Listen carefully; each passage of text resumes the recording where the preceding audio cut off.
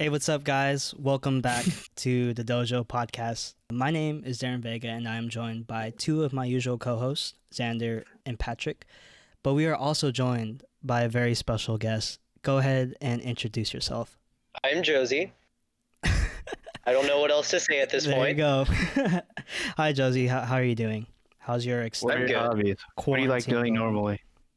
Yeah, what do you do for Normally a living? messing around at work with you two clowns, but we can't do that anymore. Yeah, we can't do that, man. Shout out COVID. Work? Haven't heard that word in a long time. Yeah, what's that? What's that? We don't need to work anymore, right?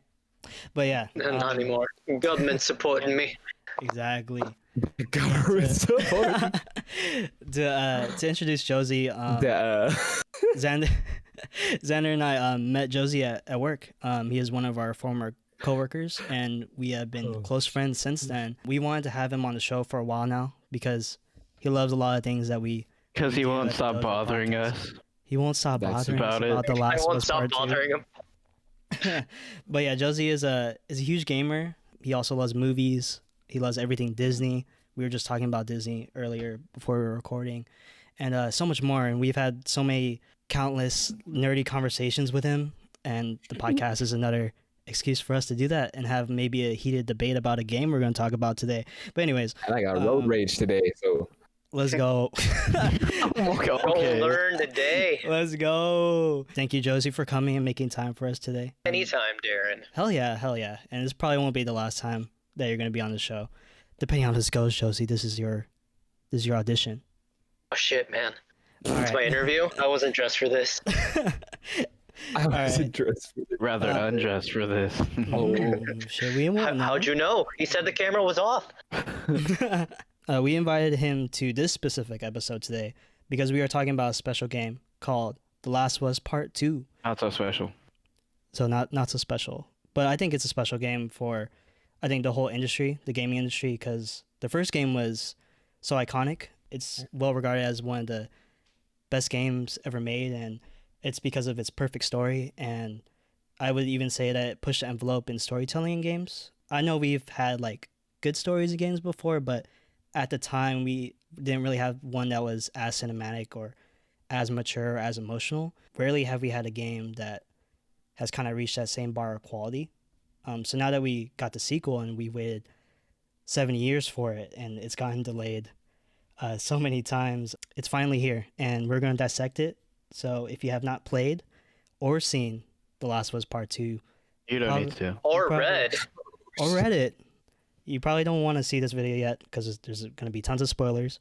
You probably saw do, just to save you the time. Even if you saw the leaks, to my understanding, it showed like a very little slice of it. So you're probably going to be missing a lot if you're just going based off that.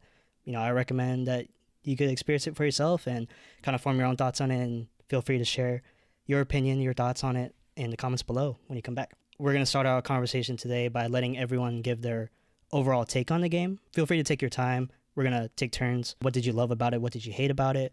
Try not to get too deep into it, like any like particular plot points, because we'll dive deeper into that a little later. But what did you guys think about The Last of Us Part 2? Oh man. There, you should just go first. Yeah. Yeah. All right. I've talked to you guys about, our kind of initial impressions on the game once we finished it. So I kind of know where you guys kind of stand. It seems like it's kind of more on the negative side, which I totally understand. But for me, I actually don't really land on that at all. I actually really love the game. I think it's nothing short of a masterpiece. And regardless of how you kind of feel about the story decisions, it's hard to ignore just the quality of the writing, the quality from a technical standpoint, the gameplay itself. I think just the way that immerses you in the world and you get so attached to these characters, and the way they present the story is kind of like on a different level in comparison to a lot of games. It's very much like you're watching a movie. I know that kind of example is kind of cliche because, it's been done before in video games. But I think here they just improved upon that presentation so much. There's not really too many moments where it's distracting and it reminds you that, like, oh yeah, you're playing a game.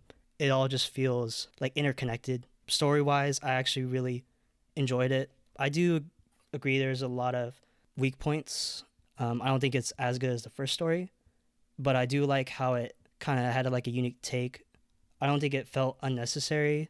It felt like a natural progression for these characters, and I like how it expanded upon the world even more. From a gameplay standpoint, it's the best gameplay that Naughty Dog has done. The gameplay and the story kept me engaged throughout the whole game. I do understand kind of the criticisms of the story. It's definitely different. It's definitely an unexpected turn from the first game. Tonally, it's completely different, but I think I really enjoyed it. It definitely challenges you because it challenges you to kind of look from different perspectives and not be so attached to the characters that you've known for and you loved for 7 years now, and it makes you kind of look at them in a different light, which was interesting. And I totally get how it's not for everyone, and even the way that they tell the story, how it's set in from different perspectives and it's told non-linearly. It's very unconventional to even like Hollywood storytelling, so I get how it's kind of hard to digest as well. But I think I really like that. How about you guys? Damn. Should I go first then? Because then it's like I'm the neutral. Sure. Go ahead. And then okay. So yeah, I think basically The Last of Us 2, it gives us like really, I feel like it's pretty solid shock value, and I think it hits you pretty well first time around. Until I started reflecting on it is basically where I started to kind of get less high off of the wow factor, basically. And that's where I started to feel like there's parts of the games that I thought I liked at first, but then upon reflection, they're actually weaker than I expected. I think namely that would just be kind of just like the loops in the plot. Like, I mean, I personally like the ending, but like you did all of that, you sacrificed all of that, and nothing really got done at the end of the day. It's just kind of a weird feeling. Like I don't really dislike the game. I just kind of feel like the people who wrote it, what's that dude's name? Like Neil something? Neil Druckmann. Like, yeah, it just kind of felt like I don't think he really knew where he wanted it to go. That's just kind of how it feels. And that just kind of bothers me because from the first game, everything is pretty strong in its establishment and its lore. It's like tight. And yeah, it's very tight. And it just kind of feels like, especially to fans of video games, it kind of feels like disrespectful, or like, I don't know. It just kind of didn't really give it his all. It's kind of how I feel. So like, I almost kind of feel like I shouldn't even knock the game that hard. It's just kind of ridiculous that like in the time they've had to develop the game, I think they just could have done more. But the actuality of the game, like the reality, what's in front of you, there are things that I do like. That's like what I said about the wow factor. Like I think the voice acting and most of the, I wouldn't say all of the script, but most of it is pretty solid. It's just that sometimes the story is like, when you think about it in the grand scope of things, that's where I start to get taken out of the game. And I just want to leave it at that for now, because I know we're going to kind of dissect it by each game mechanic and stuff like that. So I don't want to go too crazy. I guess to keep mine short, I have to say, like, I like how it looks and everything. The wow factor again. Everything, like, it was very detailed. Like, it was kind of unnecessarily detailed. Like, some things, like, yeah, most people wouldn't notice, but if you like look at it closer, in the world at least, cool. It's really good. There's a lot of consistency in the game, which is like, I very much appreciate that, because you don't get that kind of consistency in a lot of games, even if they're like story specific, which is good, which is what this game is like really known for too, besides its story. So I really like that. Oh, and the acting is really good, like top notch acting. Like it did define like how story games are gonna have to kind of step up that aspect of their characters to make it more believable and relatable. So yeah, the acting was like phenomenal. Even the voice acting, like I was surprised, because like often in games it'll get kind of like cringy, I guess, because it wouldn't really match up. But I think like everything, everything here was consistent. The characters felt very real, especially with the facial expressions and whatnot. I know that's like a meme of like, oh, their faces are gonna get redder when they're angry. But it was like, or like when they're exerting force or something. Yeah, like you can see the veins in their face. But yeah, like on a serious note, it like they did it like really realistically, and it fit really well. Especially like it helps because it's set in a realistic setting, so that definitely helps it. But yeah, the hard parts for me to appreciate. I mean, I do appreciate what they're going for in this kind of storytelling. It's always nice to see it different kind of ways. It just felt like they missed the target. I felt like they just missed, like they completely went to the left of it. Like Yeah, I got you. like it is kind of what Pat said about how it didn't seem like completely thought out. Yeah. Yeah, and then like it just gets hard to follow in the middle of it. Like, I mean, I can see why Darren's like more open-minded because he likes film. He's a film major and whatnot, Oh so he's my like God. he enjoys this. He enjoys this shit. He enjoys being tortured throughout the movie or Oh, whatever. man. Yeah. But like for me, I can't even watch movies, man. Like I barely watch movies because it's like I'll end up like just getting distracted. That's just me. So like if you're gonna have this in a game and like having it difficult for people to follow, Oh, I especially in the didn't know middle, about it's like really hard, especially for me. It's just like very unmotivating, and so No, that totally makes sense. Like even like it definitely challenges like just like a regular viewing. You know, it's just like yeah, it challenges your patience, which yeah, I have it really none. does. So It really does. It really does. Honestly. yeah. Yeah, so that's honestly I think that's the reason why I don't like it, because I just don't have the patience for this kind of shit. But if that's what they're going for, I respect it. I respect it. All right. What about you, Josie? Okay. Oh shit. Mm. Yeah, I mean, it's there. Like, Yes, see. It It's exists. there. I mean, you guys pretty much hit every detail that I needed to say. Like, one of the main things that did get me at some points, though, have to be one, mostly like the way the story was told was, I felt kind of insulting, and we'll get into it later on. But then there was just a few things that also kind of made me question I guess the continuity of the game. There were certain things said that were already established in the previous game, but yet they decided to kind of like retcon everything in this one, or it might be the whole, they didn't know how exactly it worked in the first game and now they know for sure. But again, it kind of it's small little detail that bothered me, but it was there. Hmm. And just, yeah, it was definitely one of those games where I liked the story. There was one part of the story that I really, not really enjoyed. I enjoyed, but I just didn't like the way it was expressed. I didn't like the way it was told or the way it was kind of dished out to you. By the time I hit that part, it felt more of a chore rather than anything, because I knew where it was going. I knew exactly what was supposed to happen, Oh, no. and it was just something that at the end of the day, no matter what, my mind was already made up. I wasn't going to move. Like, my decision was made. There was no redeeming anything from this point on. I'm sure we all know what part you're talking about, but like, I think that's where the main point in contention really is when it comes to the story. We'll get into it later, but it's just the way that they structured it is like, it sways you one way, and then it forces you to do it a different way. Thank you for that. So Now we get into it, huh? First question: would you fuck Abby? Oh, of course. Oh my God! All right, let's just pave over that question real quick. So I mean, on the bulk of the conversation is going to be in the story, obviously, but like, should we just? I mean, I think in general we're not gonna say anything really bad about the mechanics and everything. Mhm. I think the general notion is like it definitely it upgraded a lot of the first game, of the mechanics of the first game. Most definitely. Well, one thing I wanted to ask you guys, because Yeah. I noticed it. I know there's one other person I mentioned too, kind of also noticed it too. Is it me, or did the clickers feel a little easier compared to the first one? That's also what I was gonna say. It's like I thought they were supposed to like hear you, like Like there's you do some stuff, and I thought they would hear you like a bit more.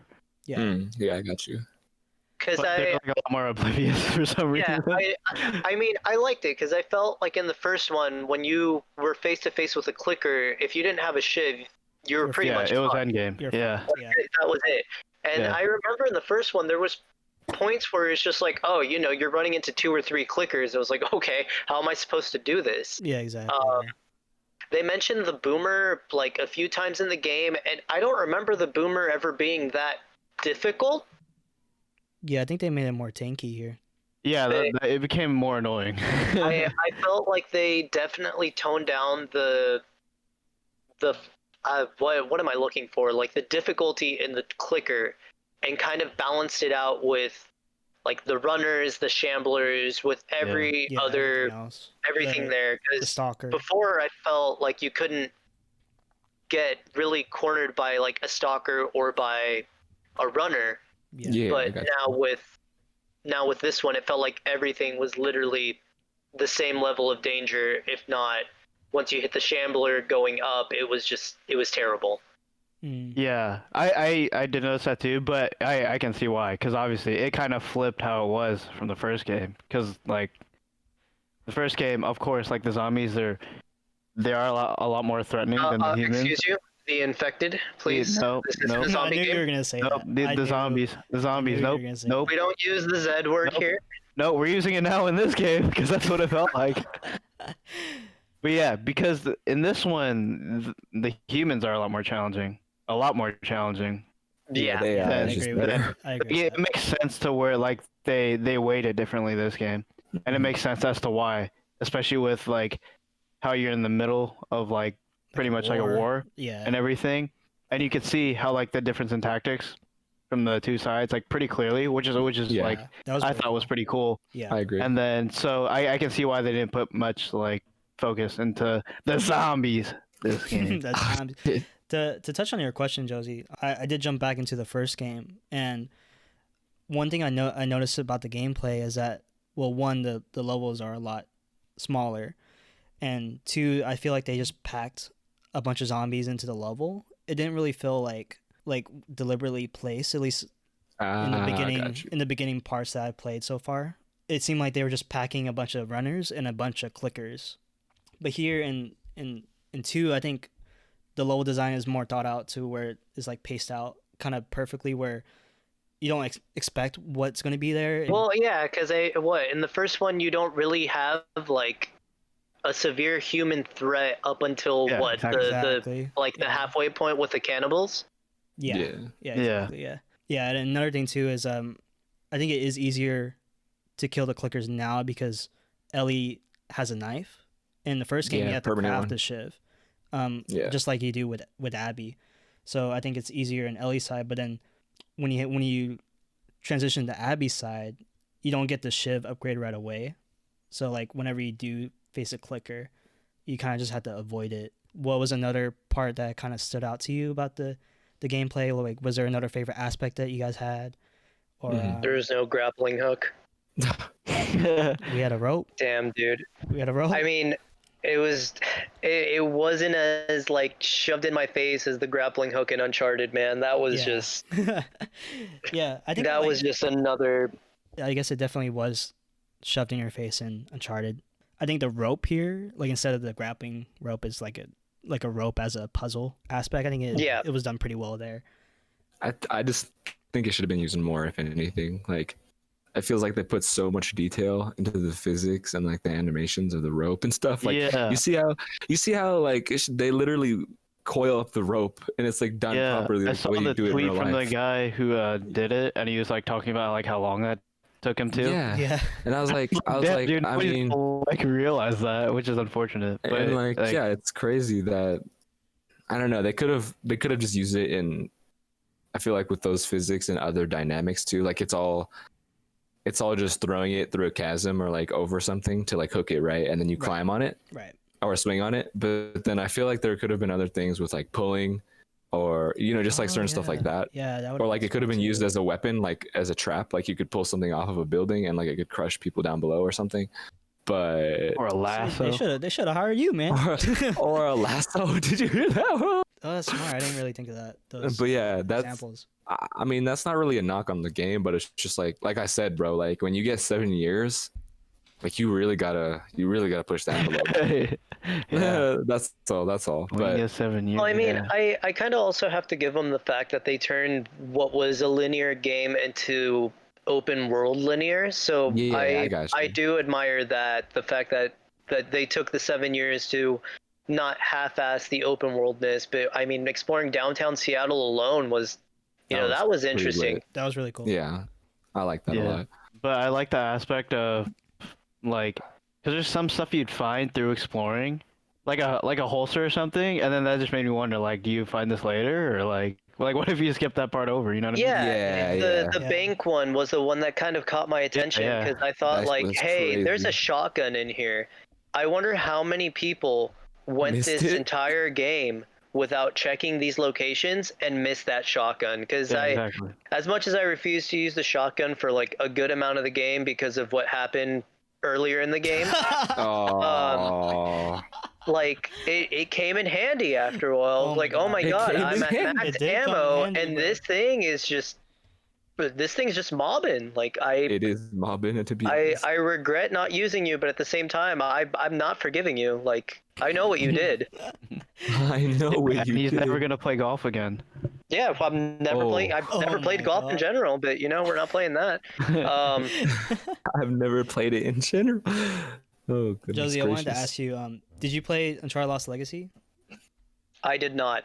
I don't think any of you guys didn't either, right? Xander and Pat. fuck is Uncharted? No, I'm just I kidding. No, I might haven't. have, but I don't know if I can't remember for some reason. I don't think It's you kinda had. weird. You might. You probably did. I don't think you did. Uncharted Lost Legacy actually had an open world section very similar to the downtown Seattle part. Hmm. It's still very Well, linear, like Uncharted. It was like this one level where it was completely open, and how they did it was instead of the horse, you had the jeep, and you would just go to these different. I don't want to say tombs because it wasn't like wasn't like a dungeon you had to go through, but it was like a. It was just like different temples. little areas. Yeah, Yeah, kinda like like a little temple. temples, Yeah. shrines. They had the Exactly. same thing in 4, right? Did they?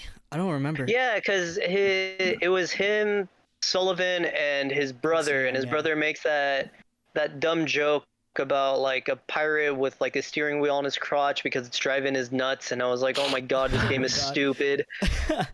I actually don't remember. Maybe it did have an open world section like that too. Then, but It was super small. I think there was like a total of like 4 locations that you could check. okay. But it wasn't anything to like, oh, this is cool, but Yeah. I know this is a one-time thing. Right. Yeah, I wanted to bring that up because Lost Legacy, it felt very similar to that, like the Uncharted 4 example. But Mhm. here they improved upon it so much where when you're exploring downtown Seattle, like, and it's a testament to the writing as well because it kind of feels like a date between like Ellie and Dina, and you just want to hear more about the stuff that they're saying, the little like tidbits of information that they bring out. Right, I do like that. Yeah. The lore. The little lore, yes. And You get to see PP drawings. that was actually very missable too. My virgin eyes. And it does a good job at like kind of directing you to go to these different locations, and I think all the points of interest that you do explore are actually very interesting, and it builds upon the world too. Whereas in Uncharted, it was just these random temples that you could explore or you could not. But here, I think they did it really well to where it didn't really feel out of place. It felt like more like a unique moment, and just added more to the story instead of kind of hindering the pacing. I gotta agree with that. Another aspect I do want to touch on is the inventory management. You were kind of alluding to it with the shotgun because you felt like you had to use it eventually, right? And I think that was really cool of how they did it here because I don't remember in the first game, correct me if I'm wrong, but it didn't really feel like you had to like use everything in your arsenal. Like you could kind of like pick a favorite gun and like get by fine with like having enough ammo. But I think here... Yeah, I think Oh, go ahead. and the first one I remember, I'm pretty sure I mostly just used like the hunting rifle, Right. the pistol, and Molotovs. And that was it. Sounds right. But here in 2, like they made the resources so kind of scarce unless you go out the way to really take the time to gather all the supplies, which I did even with that, it felt like they were still kind of scarce. And that's kind of like it goes hand in hand with the stealth, and it kind of pushes you more towards stealth because you only have so much ammo or so many bows or so many crafting materials to craft the bows or craft the traps. And I think I really like that because it forces you to use everything in your inventory. It didn't really feel like it was unfair to where you would just run out instantly and then feel like you wouldn't have anything to fight with. It just felt like you had just enough to make it out of that situation. Is that Right, yeah, is that how right. you guys kind of felt with that too? Yeah, it's kind of weird though, cause like sometimes it get really close, and then just make me wonder like what happens if I just miss like 5 other shots. Yeah, honestly. like it got like pretty crazy with that. But though that's where the game has some of like the best moments in combat, cause it just gets pretty fucking like intense, It's so intense, man. Yeah. which is good. I do want to shout out just the combat mechanics and the movement, which they improved so much. I think that's where a lot of the time went to as well. Story is like the main like star of Naughty Dog games, at least from Uncharted and The Last of Us. And gameplay, while it's good, isn't the standout. But I feel like here it just felt so good. Like everything about the movement and the gunplay just feels so like refined and smooth and like very responsive. It never felt like you were kind of fighting against the controls here. Like fighting against the controls as if like they were stuck on an animation or something like that. You were actually controlling them like how you wanted to. And that really goes hand in hand with the level design too, because the level design is like a lot more open. So you could really kind of choose your play style. But yeah, I've been talking too much. Was there anything else that you guys really liked about the game? Yeah, I was upset that there was no multiplayer.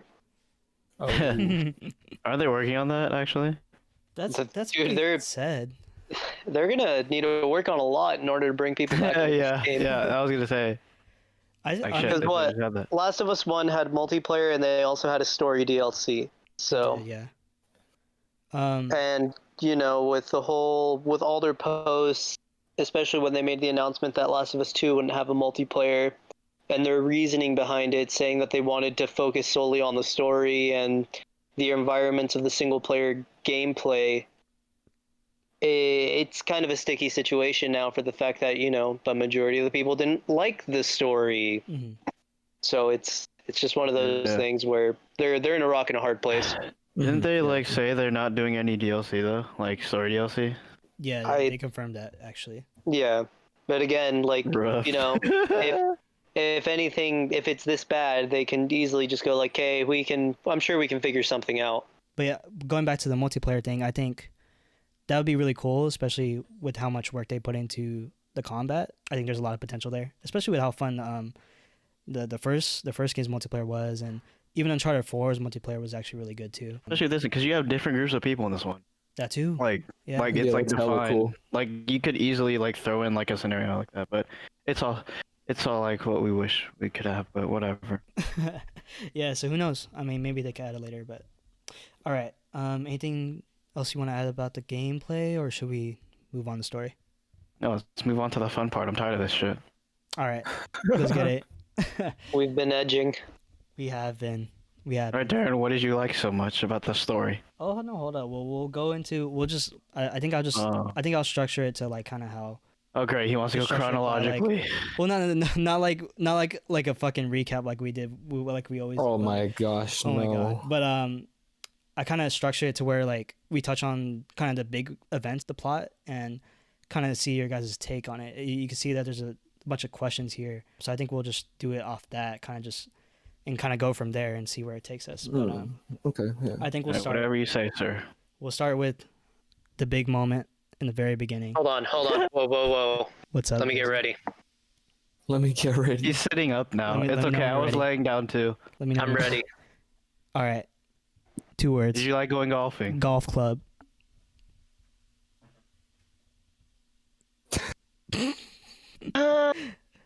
Yeah, so the big thing that happened really early in the game, the character that we played as in the first game, the character that we got loved 5 minutes with. for 7 years died. Yeah, we got 5 minutes to gameplay with them. Yeah, How'd you just guys feel with the death being so early in the game?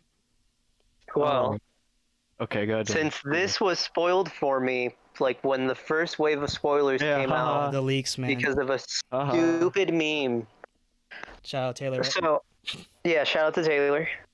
I mean, seeing it happen still hurt. Like, just the event that how it happened. Because all right, so you play at the beginning of the game, you're switching back and forth between Ellie and this new girl, Abby. You don't know anything about her besides her and her friends camping out in this lodge. There's like a weird, like, will they, won't they moment with this guy in her group. And she kind of storms off because they're talking about finding these people. She eventually gets cornered by a bunch of infected, and then Joel comes in and saves the day. So Joel and his brother Tommy get Abby out of there, and they meet up with their friends. And they're all, oh, Abby, you're safe. Then Joel's just like, wow, it seems like you guys really know about us. And takes a shotgun to, like, the kneecaps, out of nowhere. Like and then you just start torturing them. And you go back to Ellie. So seeing this whole thing go down was morbid. It hurt because I wasn't expecting it to go down like that. I knew that he was going to have a brutal death, but it still didn't prepare me. It still gave me that same feeling like when Joel lost Sarah in the first game. Like, this isn't happening. Right. Like, this definitely isn't happening. I've only had 15 minutes of play with this guy. Like, I had 15 minutes to play with Sarah, and yet I'm still attached to this girl as much as I'm attached to Joel, because I've been through this entire adventure with Joel, this entire odyssey, and that's, that was the ending. Yeah. What about you guys? What did you guys think? Whew. Go ahead and go. Yeah, I'll go.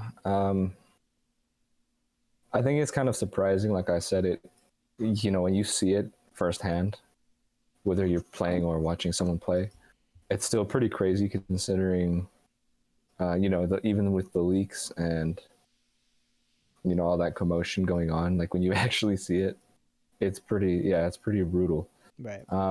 The only thing that really does bug me, and this is the problem with, like, my opinion, is because it's like, it's not what actually happened. It's kind of like the theoretical, and that's what a lot of people are sort of on board with when talking about this game, is like, a lot of people are just really bothered that you went through this whole adventure with him, what was that, 4 years ago in the game, right? Yeah. In the first game. Yeah. People are just really bothered by the fact that him and his brother would just give up their names to strangers like that, and like would be super accepting going into a cabin with a big ass group of people they've never met. And like, I kind of get it. I mean, there was a storm outside, and like they barely lived that, so like it kind of makes sense. Because that was a crazy ass mob. Like, there has never been a mob like that in any other part of the games. Yeah. So it's like, I get it. Like, they were probably tired as shit and weren't thinking as clearly as they normally would have. But to that extent of like fully introducing yourself, I thought that was like a little bit of a reach, just because of the world that we're in. We keep talking about how realistic they portray this world. Right. I just think, that being the case, it's kind of, I don't know, like, it could go either way, but it just bothers me a little bit. Like, it's hard to justify. I like how you brought that up. To comment on that real quick. So I did watch this podcast episode from Kind of Funny, and they had actually Neil Druckmann, Troy Baker, and Ashley Johnson on it to kind of just discuss everything about the story. And Neil actually touched on that moment, and take it for what you think of it. If it's a kind of like a afterthought to like defend the choice, whatever. But his decision on that particular criticism is just because Joel and Tommy have lived in Jackson for 4 years. Oh yeah, a lot of people were talking about that. Yeah, too. they've been living so comfortably, and it's kind of like they've gotten comfortable. They let their guard down. Yeah, and they let their guard down. Yeah, so like, and if you look at in the situation, they just saved Abby. It makes a little sense. They just saved Abby, so they don't really see her as the threat. And you could kind of in the scene, you could kind of tell that they're a little more cautious around the other people, not Abby. Yeah, but then Abby was the one that made that move. So, I kind of get I kind of see that, but take it for what you will, or how you guys think. Yeah. Like that's the only thing, is it's like, it's coming from Neil, and like, I think I would have done a better job than Neil, to be so like, I don't know. I agree with Patrick. No, I really do agree with Patrick on that one too, because Tommy's ex-Firefly, man. Like, you know, and Joel was a smuggler. He knew not to trust anyone. Like, that was his true nature. Once Sarah died, like, he closed up. He knew he couldn't talk to anyone. He couldn't be friends with anyone unless, like, they've literally saved his life or, you know, like, laid life on the line multiple times. It wasn't just one of the things. Like, what's the girl's name from the first one that he was partnered with? Shit. Oh, Trish. Yeah. Trish. I'm Something like getting it mixed that. up with I don't know. right now. Yeah, I was about to say that too. Something like you that. know, like, she's been on multiple adventures with him, Right. and, you know, and even then, like, when she offers him the opportunity to smuggle Ellie, he says no because it's just a stupid mission. There's no point in doing it. Mm-hmm. Like, he still had issues with it. He still didn't trust that aspect that she knew what she was talking about. He still had doubt. Right. So the fact that both of them let their guard down, where also Tommy has had his experiences with, like, fireflies, having conflicts, having wars with different clans and just random people, it's kind of weird. Yeah, it is. And that's kind of what I was talking about. I was like, I didn't think about anything like that when I was actually playing.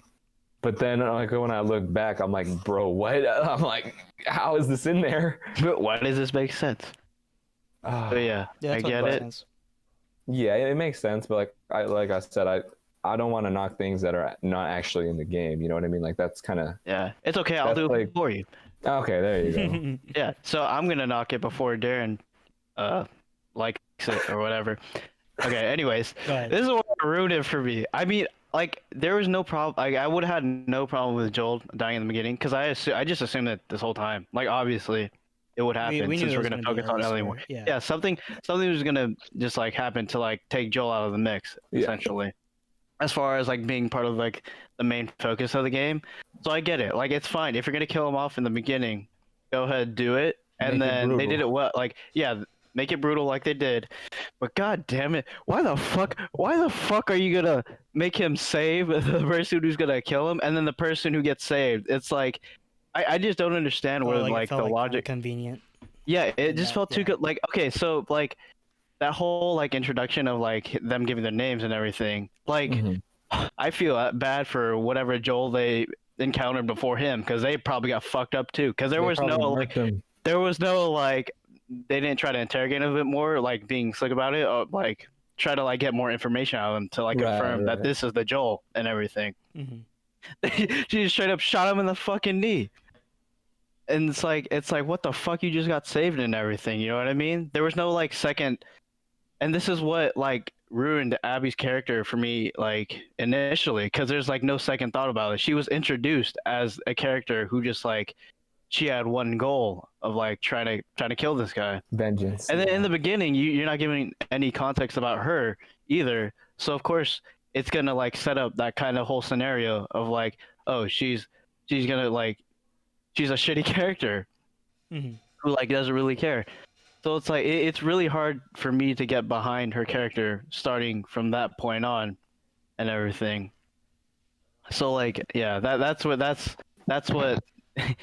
made the rest of the game hard for me to see because it just wasn't like believable. You know what I mean? Right. Like, what the fuck would Yeah, you? that Like, makes he literally saved your life, and it's just like, okay, whatever. And you say, "Papa." And then down the line, oh, we want to have a heart.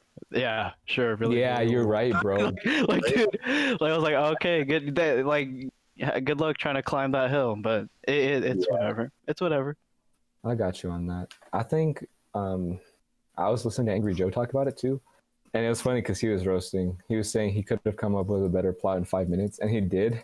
And he's basically saying that they should have had Abby be the first person you play as because we don't even know her at all. Like, we did not even know that she'd be the surgeon's daughter, right?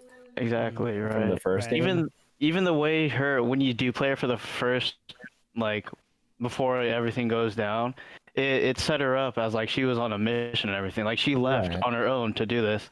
So you can Yeah, see she's exactly. she's very like persistent about what she wants. She's And then to really- see that's what she wanted to do, it's like, all right, fuck you. I know, bruh. But yeah, they were basically Angry Joe was saying. I mean, Angry, you know, he's his own person, like he goes off or whatever. But That's he his was brand, saying yeah.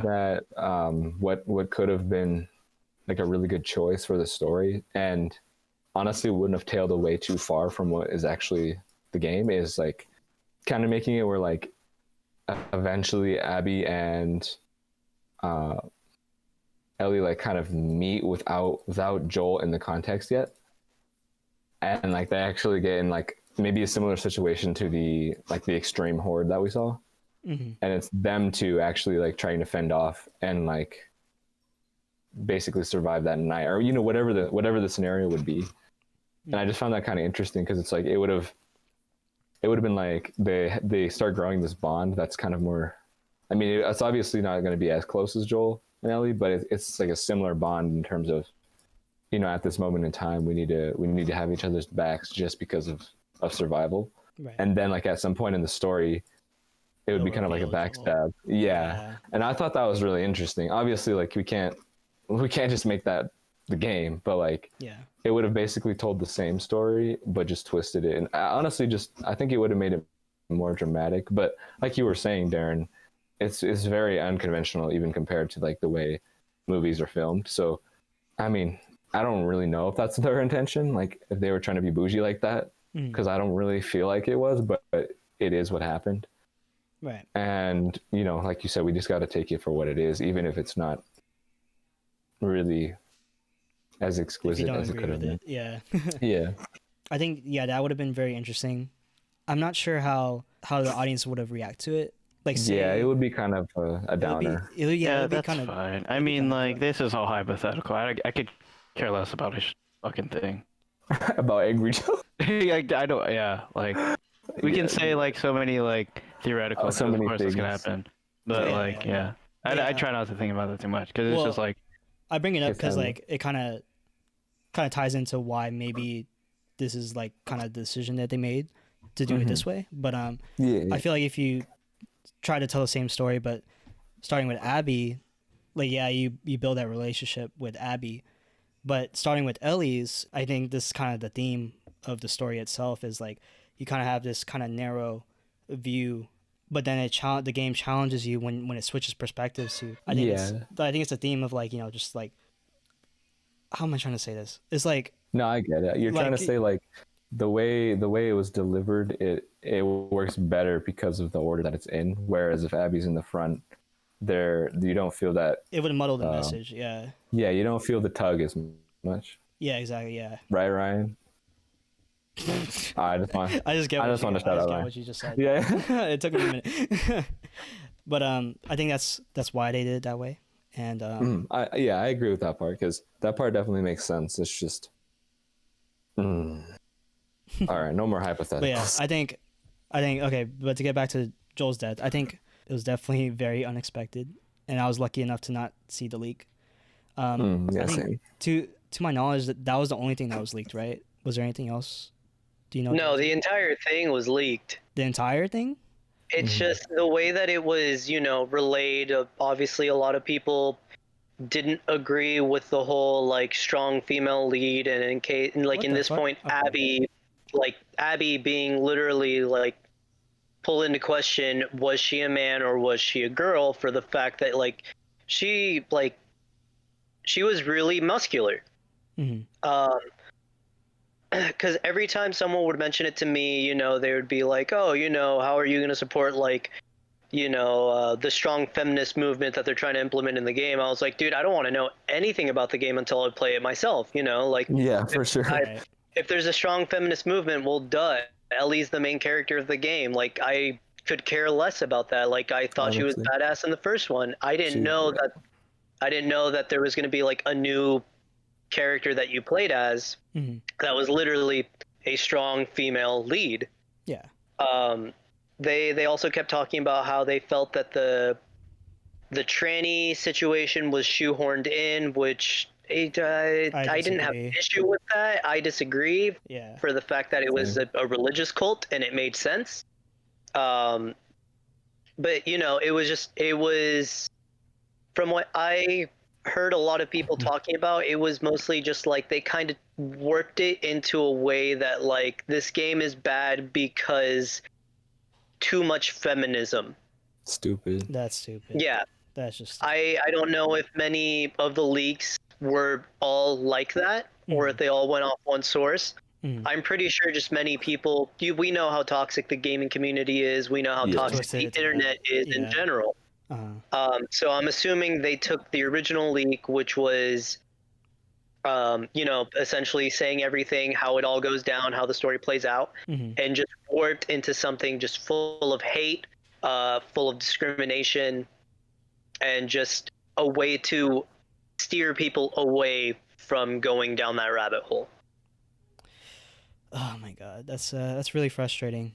Yeah, it is very. Yeah, I didn't even know that side of it. That's crazy. The Joel death was very unexpected. We kind of knew that Joel would probably die in this, and I think the question was more like, would it happen early or would it happen later in the game? I think a lot of people expected it to be later, and I think about the one trailer that was shown where they they cut the trailer to where it looked like Dina was going to be the one that died instead of Joel, and then Joel was going to help Ellie on her quest in Seattle. Oh, bro. Oh, yeah, my God. I know where you're going with that. Yeah. They totally bait and switched it. It was, I respect that.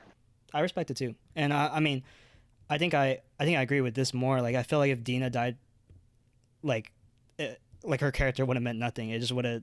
Yeah, it definitely would have meant nothing. Yeah, I think the choice with Joel is like a lot braver, and it has a bigger impact. It was necessary. It was necessary. It has a bigger impact because it kicks off everything for Ellie. It kicks off everything for you too, because as an audience, because you already have this connection with Joel, and then holy shit, you instantly have this hate for her, and that was definitely the intent that they had, and it had to be Joel to get that type of response. That out of you, yeah. Yeah. So there, I definitely agree with the choice there. We were kind of alluding to this just now, but with Joel's death, did you guys buy into Ellie's quest for revenge after that?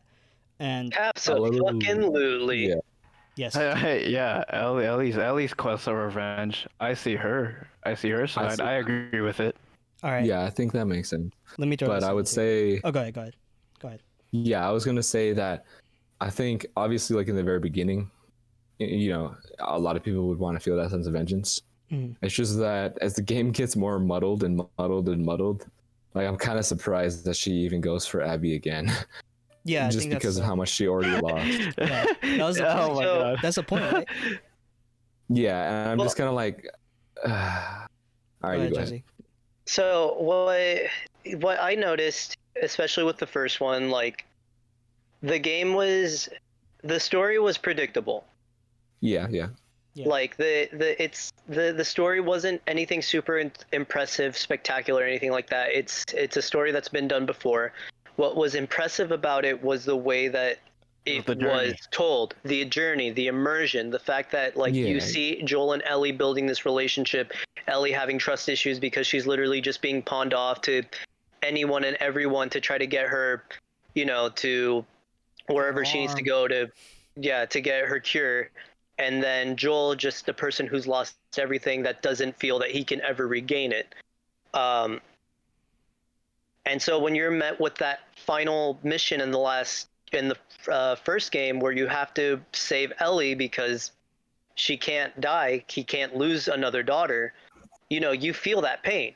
Mm-hmm. Whereas with this one, it's weird because from the get-go, I already knew this felt kind of out of character for Ellie. Like, I'm with you. I want revenge for what they did to Joel. Exactly. However, it feels wrong for some reason. It does. It didn't feel like it's something Ellie would do.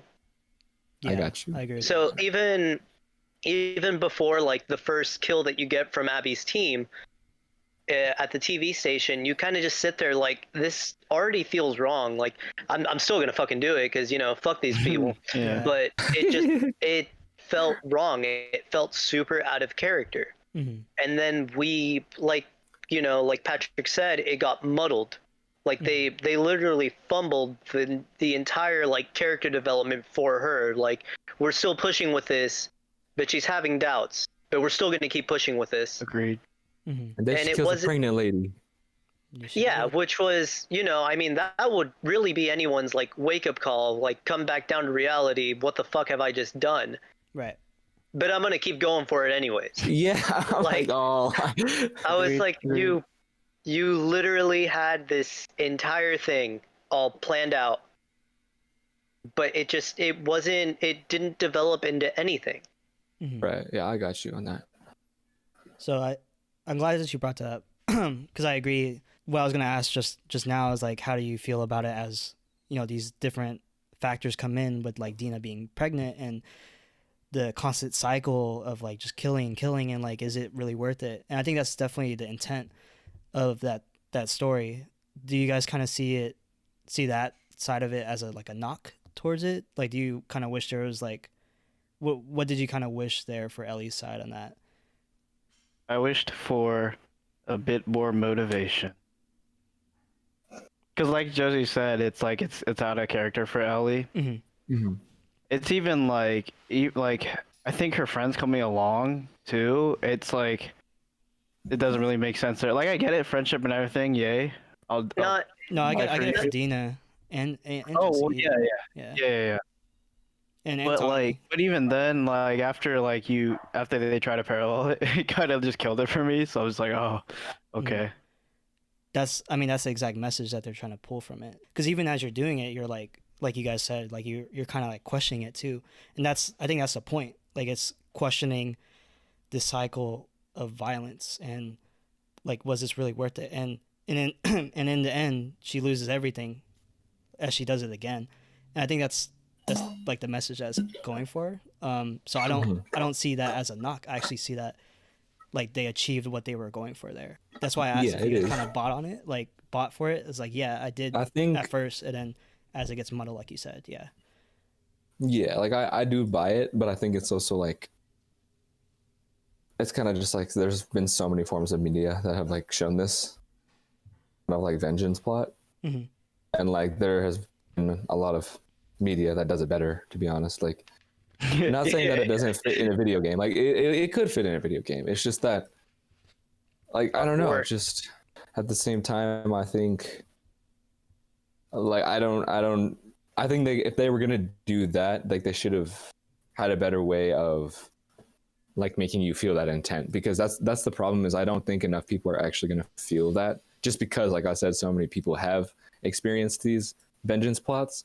It's kind of like, it's almost like a brainwash. So it's like, if you want to reverse that as the game developer, I don't think it was like fully explained, basically, but it could be done, is what I feel like. Like I get what they were going for, if that's really what they were going for on purpose, but at the same time, like, especially with Naughty Dog, dude, like there's got to be a way to just like better confirm that. I don't know.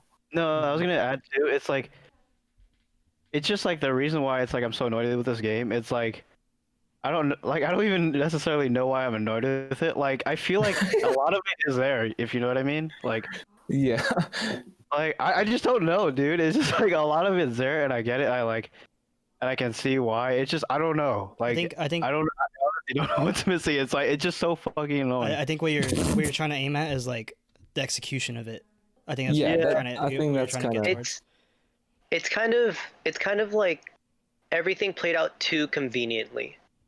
I could agree with that too. Because it bothers me that Dina went with him.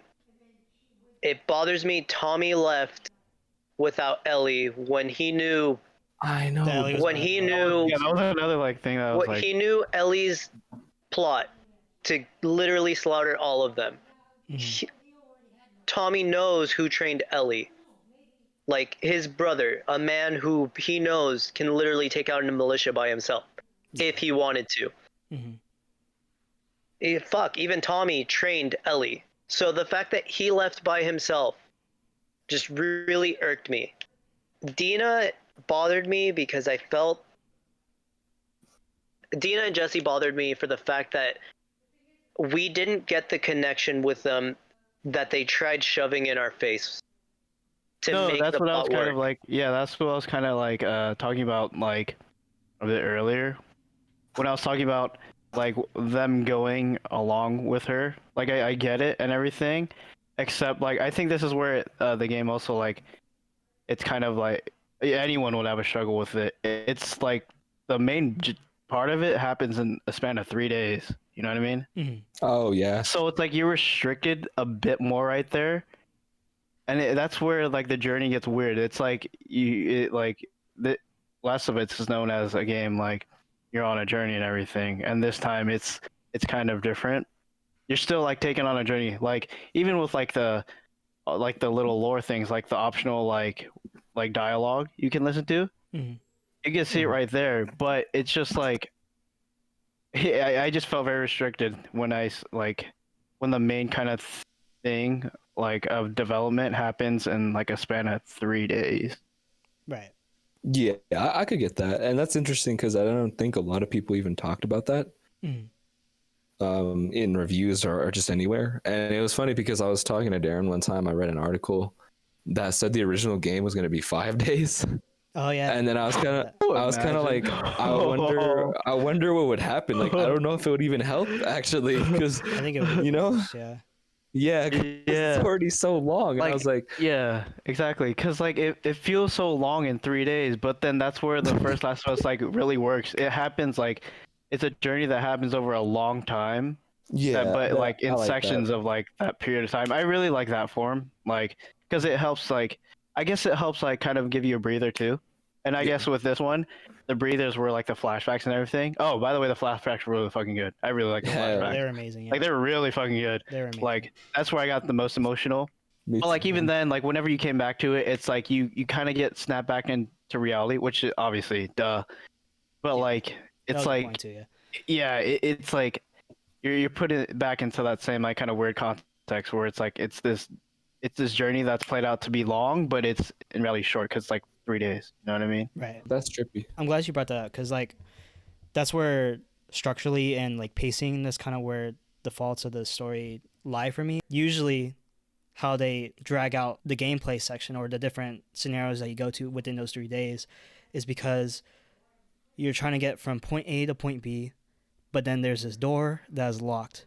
It's like, oh shit, we got to go around, and then you end up in a river or something, and you just end up going all like going all the way around. You got to taking traverse a long way, lot yeah. of stuff. Yeah, Yeah. so that's where I think Yeah. the kind of the pacing drags for me from both the It's gameplay a lot. standpoint and the story. I'm not sure if I would have. I don't know how different you could really do it at that point. Yeah, that's what I was saying. It's kind of tough. Like I can see why they did it, but it's like really tough to work with. Like Yeah, It is. because no matter what, you're gonna feel that. yeah. Like- Okay, but yeah, I think we covered a lot about Ellie's side, but I do want to touch on the flashbacks because I think those are very important to talk about. Oh my god, man! So Oh, the museum. Oh my god, museum. man! We'll talk about the Oh museum. my then first, God. Yeah. What'd you guys think about that? That was so cute. Like it brought me back to like what the original Last of Us was. Yeah, that was Like definitely. the little moments of like the sweet moments that take you out of like what's actually happening. Like Mhm. that's what I really love the game for. Yeah, that's what. It's nice to about, see too. that. It's nice to see it in flashbacks too, because like we're not like with the second game, they're not gonna go for the Last of Us 1, of course, Yeah. because like Yeah. that's boring. But like I like those little like tidbits of it. Yeah. At least like on how- Ellie's side. I agree with that. I like how it's placed non-linearly, and it's kind of placed where you kind of need it, and it relays the information that you need to know when you do need to know it. It's not because I was talking to Pat about this before, like what if they did all the flashbacks in the very beginning? I don't think it would have worked because Yeah. you're being relayed all the information you need to know about what happened before the events of the second game, but it wouldn't have the same impact because you just get it all in one shot. And another example of like where it needs to be placed is the porch scene, which happens at the very end of the game. It's really cool how like what's the word I'm looking for? Kind of like a point of like reflection on this whole story. Another point of that is like during the fight at the very end with Abby and Ellie, you get that little flash of Joel in the porch when he's like smiling, and it's like the only flashback where he's not dead on the ground.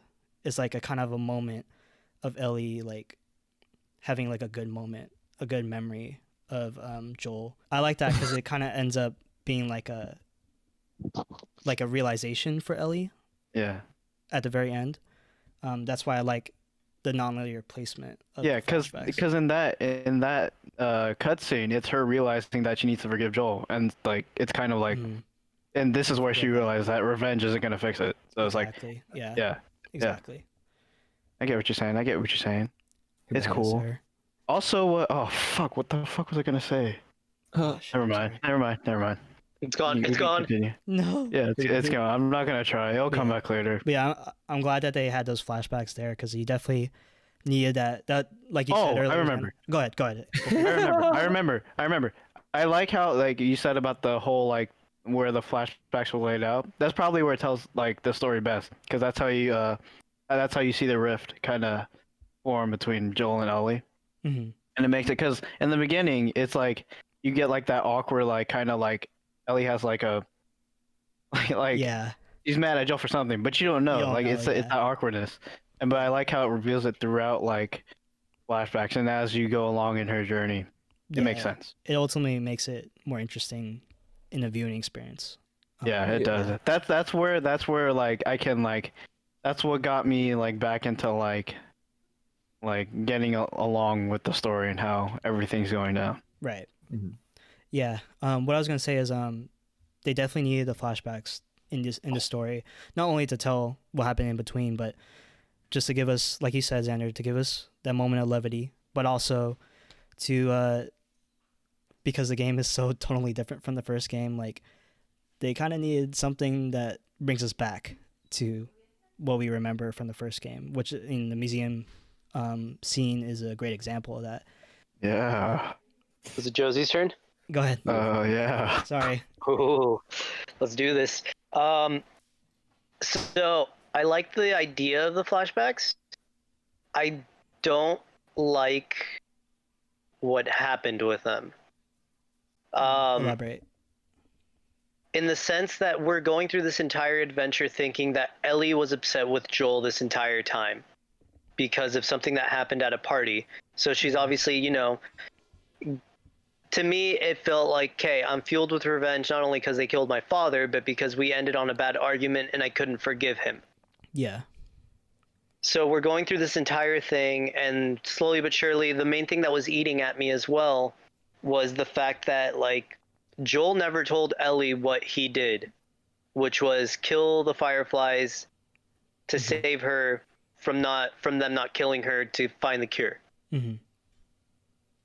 So as the story progresses and we start finding out they did have this conversation, she did end up finding out, even though like Tommy and Joel ended up having this conversation at the beginning of the game too.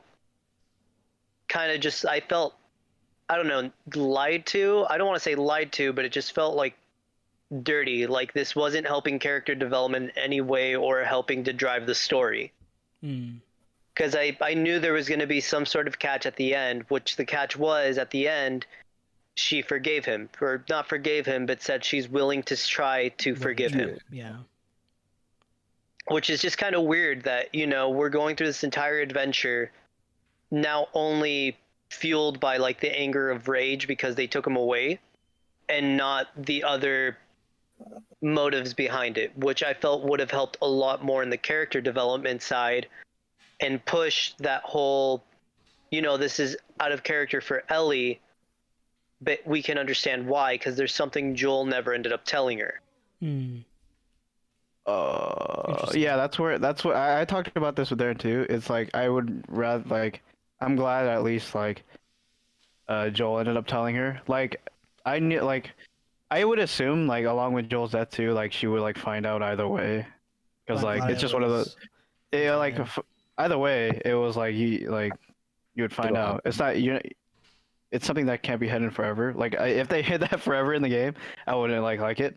Yeah. But like I'm just glad it was Joel who told her, and I'm glad she didn't find out like say like towards the end, like From, like a in the Firefly theater. or Abby or Yeah, something. yeah, like something like that. Like that would have been like cop out right there. But, Yeah, that would Yeah. definitely dampen the impact of that too. Nah, let's pass on that. That's interesting. How you had that perspective, Josie. I think the forgiveness part of the porch is placed at the end because it's a reflection of her forgiveness for Abby. So I think that's where it works there. But I totally get I got I totally that. get your perspective there. Like that makes sense because like I didn't really think of it that way as like Yeah, but see, that's the thing. That's what I'm saying is the problem with the game. Like a lot of the stuff in the game is like to the general consumer. Mhm. Like you may have caught that, right? right. But like think about everyone who didn't. And it's like that's the majority for sure. Yeah. So like I don't get how their storytelling, you know, regardless if there's words or not, like there doesn't need to be words all the time. Mhm.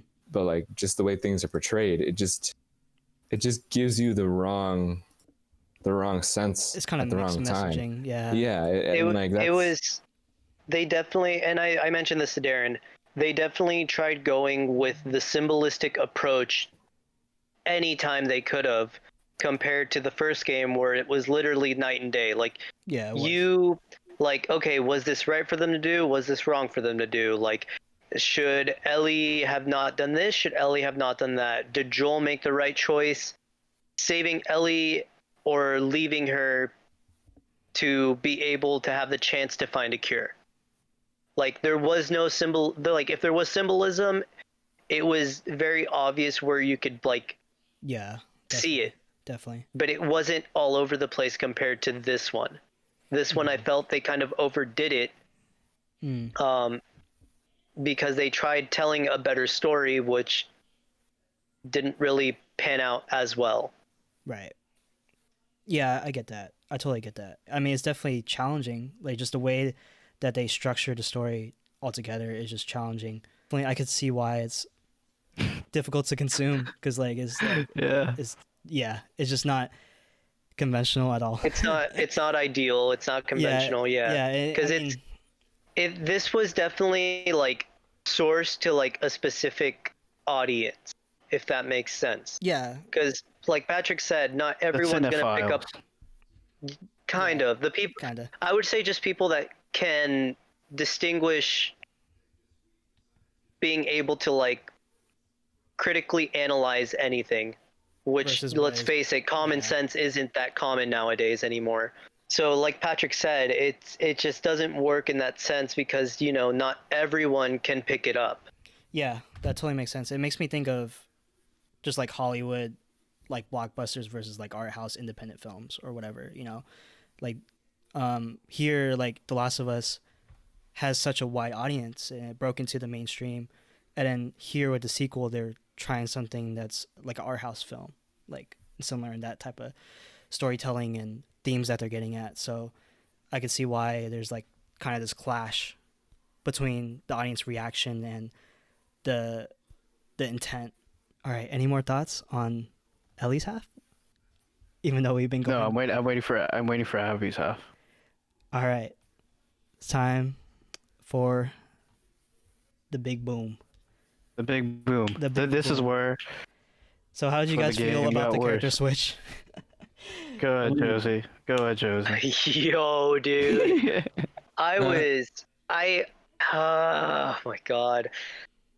When it happened, I was just kind of like baffled because I felt insulted. I'm literally chasing this woman down through all of Seattle, post-apocalyptic Seattle. Going through this where the locked door, two, and you had to go in the river or whatever it may be. Yeah, like pouring rain because Seattle, Puget Sound, you know, for some reason it's always raining up there. Yes, sir. Two warring factions and a shit ton of infected.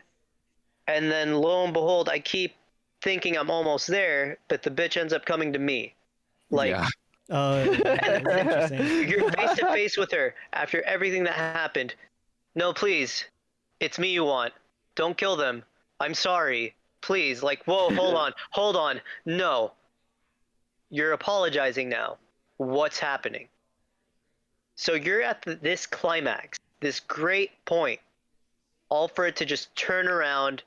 You're going back 3 days, and you're playing as her again. Yeah. Yeah. This is where like that's where like especially this is where you don't do that towards gamers because gamers they're not gonna like that at all. Exactly. I'm literally hunting this person down. This is my main villain, and you're forcing me to play as her. It's just something that you kind of like. I would have said like, her story's good. I just would have said if you're gonna go this route, you should have kind of done it as like an end game type thing. Like you finish Ellie's story, cool. If you want, here's the option to play as Abby. You don't force it onto someone. By forcing it onto someone, by forcing that perspective, it's kind of like when you're teaching a dog like not to go in the house. Like if they go in the house, you kind of like, you're told like, you know, put their face up to it and tell them no. That's kind of what it feels like. It's just like, you know, here it is. It's right in front of you. You're not going anywhere until you finish these 10 hours. Oh shit! It felt longer than 10 hours though. That's all I gotta say. That's all I gotta say. I also didn't look for her coins because there was no way in holy hell I was about to look for 50 quarters. I don't think anyone would have wanted to do that. Nah. I disagree, Josie. Because I think playing as her and forcing you to play as her ties back to Ellie's story. But I do want to touch on that point, and I think this is where I agree, where there's like a fault in the pacing. It's very jarring when you do make that switch because it was building up to this climax, and then it blue balls you pretty much, and then you have to you go into this flashback with Abby, and you're thinking like, oh yeah, it's just, you know, one of those flashbacks that we've been doing for the past 10 hours. It's just gonna be one scene, then we're gonna go back into the action, right? And then it says Seattle Day 1. So yeah, it's definitely very jarring and very unexpected. I guess I kind of felt like some of the backtracking is a little frustrating. That's the part that kind of frustrates me from the gameplay standpoint. Like I just kind of it felt like a chore. Yeah, like I was just yeah. really excited to, you know, just see where the story went from that point on. Whereas like the actual game, yeah, but at the same time, like playing as Abby, and like I don't know, I was surprised that I mean, yeah, she's like a badass, but I didn't know like I would enjoy playing as her that much, I guess. So it was just really interesting to see that side of things, because you know, like I think, I don't know where I saw the leak, but like I knew it was going to happen at some point in the game. Oh wow. Yeah. That was the leak, right? Wasn't it? I guess so. Everything was the leak. Yeah. And then so yeah, I kind of knew it was coming. That's interesting. But even with that, like I don't know, it just kind of was fun. I think the only thing that's, well, actually no, okay, it's a good thing actually, because like you kind of feel overpowered once you play as her. Like she gets guns hella fast, and they're all pretty good guns. I mean, well, it makes sense because it's like they don't want to make it too long. Yeah. Yeah, so I actually like that, because I saw that was a gripe for some people. They're like, bro, you just threw Ellie under the bus and you gave Abby everything. But I was like, well, low key, she has everything anyway, because she's from Seattle. Like they're stationed there. They have a big ass base. Ellie came and like went on a suicide run basically. Like of course she's not gonna have the same stuff. That's a weird look. Yeah, that's a really weird look, isn't it? I was like, bro, what? I was like, nah, man. If anything, that should have just helped them like get through it. Like I don't. Yeah, I know. Exactly, like, bro, they live in a fortified football stadium. Come on. At least try to make Abby's part fun by giving her more shit. Exactly. Like, that's how I saw it. Automatic gun. That's how I saw it too. I do wish you guys play as Abby more in the Santa Barbara part, because that part was grueling. Jesus Christ. Oh yeah. That part was. Yeah, we'll get into that section. Oh. But to touch back on that weapon thing, how I saw it, having her with like, you know, like the military weapons and the military pistol and choking out enemies instead of using a knife. Them biceps. That was cool. It's representative of her character, and that she's part's tight. she's built as a soldier, and it's represented in gameplay as well. It was just really cool seeing her knock the shit out of like zombies. Yeah, dude. Like really, like she had some fucking cannons, dude. Yes, sir. I was like, holy shit, dude. Like when she's battling any like Seraphite that's like twice her height, like the way she like blows her punches and shit is like, it's crazy. Yeah, she's like dodging that shit. Yeah, it's so cool. It was really cool. Well, I kept telling everyone too. I felt like she was like a little over prepared to take on Joel. Like, you know, that already seemed. Hey, she trained for that. She trained for yeah, like that's what I keep telling myself, like she trained for it, she earned the ranks, because obviously like Isaac, the leader of the Washington Liberation Force or Front or whatever, they you know, she obviously had to earn trust. Like he wasn't just gonna let her go on a thing on an expedition in a different state without earning it. Yeah. So I get it. She earned it. But again, like, Jesus Christ, there was even points where Manny was just like, hey, I need help opening this, like, because he couldn't do it. So I was like, Bro. damn, dude, like, Bro, speaking of Manny, fuck that, he dude. dies. He dies. Dude, the way- Oh my god. Dude, that was crazy, actually. Yeah. Dude. I wasn't happy with that. I wanted to, like, I wanted take him, man. man. Yeah. Yeah, I no got one you. spits on Joel. Oh, him, he made my blood boil for the fact that he spat on Joel once he was dead. Yeah. And That then, one was what was her crazy. name? Lonnie? I don't. Was it I don't Lonnie in the have that. hospital? Oh, it was Nora. I don't. Oh yeah. Nora. that Yeah. was Nora, when crazy. she's just like, oh, do you still hear his screams? Like, his screams like a little Bruh, bitch or yeah, something like that. I was like, oh, heard- dude, yeah. you're dead. Like, I don't care. She died the right way though, at least. That was Yeah, she That was did. really cool how she died. But yeah, no. See, that's what I'm saying. They gotta do more stuff like that. Like I feel like some of them are. She just, was the like, only satisfying death. Exactly. That's why I don't get like. I kind of get it. Like, there's a lot of kills that Ellie goes through and feels no remorse for.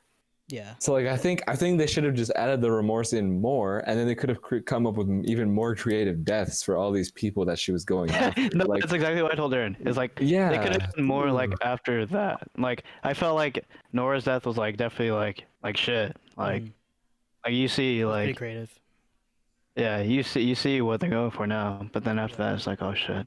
That's interesting. I didn't really view it that way, cause how I see it is like they're kind of building this world how these people could just die like instantly, like for example, Yeah, I do Manny's get- death.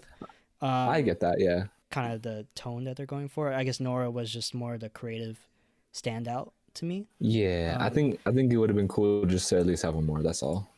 Yeah, that would have been cool. Yeah, because I mean, one out of like that entire group of people was the only kind of redeeming thing we got when what's his face, the guy that kept wanting to kill Ellie at It was the Jonathan, when right? the I think so, Jonathan. That sounds yeah. right. Yeah, the Yeah, knife. the first scar. guy, the first Yeah. guy, the Yeah. first guy. Yeah, how Dina kills his partner, and then you kind of just stab him in the throat. I was like, all right, I want a little more Yeah. than that, but I guess I'll take what I can get. And then when I got Dina, I was like, all right, or not Dina.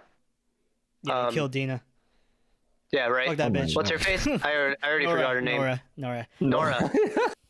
Like when you got to kill Nora, I was like, oh my god, dude, like this is revenge. Like this is it. Like she's unleashing everything she has. All her demons are coming out.